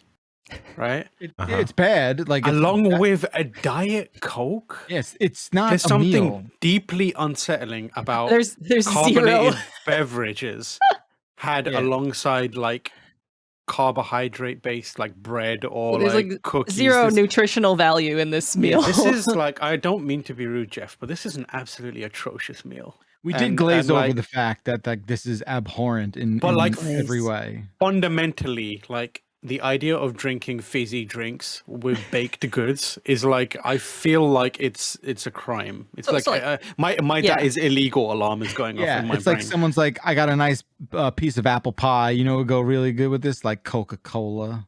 It just seems weird. It's weird. It's a little fucked up. But like, I consider this to be a snack for later type thing. Yeah, like you're gonna have the bagel Coke by itself. You're gonna save the Coke later. You're gonna save the cookie for later. That's what I think. If Jeff from Chatham, Ontario, is enjoying it, more power to Jeff. Sure. But yeah, it's just you are also going directly to hell. I think I'm also being judgy here. I think that's a little too much chocolate on that cookie because it's a par baked chocolate chunk cookie dipped in chocolate. coated with M&Ms. Like, Okay. where's the Not even cookie a at this cookie point? It's all anymore, it's a chocolate bar with little tiny amounts of a cookie-based thing inside of it. I don't But it's think they're practically a gonna. chocolate bar. Yeah, I think you're right, Jess. I don't think Jeff is gonna eat them all as Jeff leaves the bagelry. Right? Bagelry. The Bagelrama. I will say to kind of like, Jeff, I hope you're getting some fruit, and I hope you're getting some like greens and some protein beyond this. And also, it looks like I'm just going to assume that you're smart and you're like walking to the local bakery, so you're getting some exercise in. In which case, you know what? Great job. You're eating and you're staying healthy, and I hope that you're having a balanced diet. But yeah, and a balanced day. Yeah, I hope Jeff gave the cookies to someone else, perhaps. As like, hey, here's a little treat for you, buddy. I got this for free. I got Take this a for bite free. and give it to a friend, right? Yeah. I accidentally had an office chair delivered to my house. 2 of them. And you ate it? Oh. Yeah, I ate it. Oh, God. Accidentally. Muy delicioso. I ate it with a Diet Coke. Only original Coke Zero, my friend. And that's about it for the emails, and that's going to be it for the Giant Bombcast. Apologies again, folks. I don't think I apologized in the beginning, but you know what? I'm going to rescind that apology. We've got some life. Don't apologize. Got some life stuff popping up today. Some love and some loss popping up. So we had to do the Bombcast a skosh earlier today. Thank you, Tam, for waking up on the West Coast with me to do this a little earlier, Jess. It was easy for me to wake up. It was less easy for my cat to wake up. She's like, why is this happening? Oh, I didn't schedule a podcast. What are we doing? You didn't send me an Outlook invite. Jeff, thank you. Jess, thank you. Thank you. What before we head away, what else we got popping off this week? I don't know, we gotta figure that out. Yeah. I don't think we Monday was a holiday, so we didn't have the Monday this is meeting it. to figure it out. Everything is so Meeting. aimless. Jeff Grubb is in the process of moving, and he still is trying to get a Grub Snacks. No, I keep telling him, don't do it from your hotel. But he might do it. He might He do crazy. it. Like, I know, but wouldn't that be cool? It would be cool. We got Arcade Pit Perhaps tomorrow. Maybe. Is there a It's me? TVOS this week? I don't know. No, there's No? definitely not. Everything is up in the air. There might be a voicemail dump truck, but there's a state of play, so maybe we'll do the state of play. Well, God. yeah, we'll do that, right? We could commit to that safely. Yeah, we'll take voicemails in between each announcement of That'd be all right. That'd be all right. state. We'll do the state of dump truck. Thank you, always be clothing. That's great. Jess and I will finally complete Silent Hill 2 this week.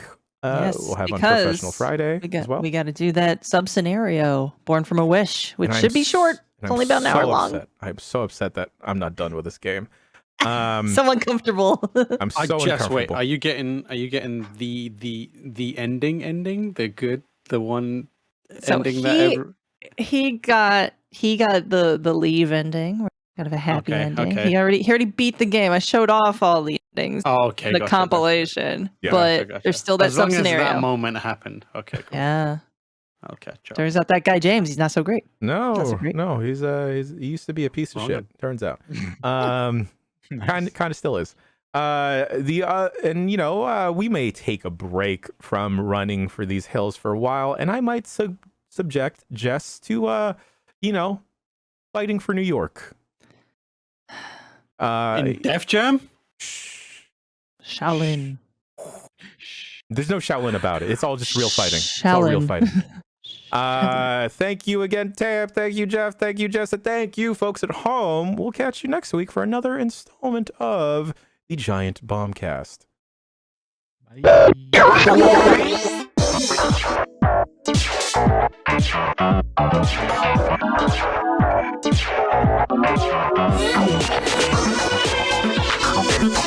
Bye.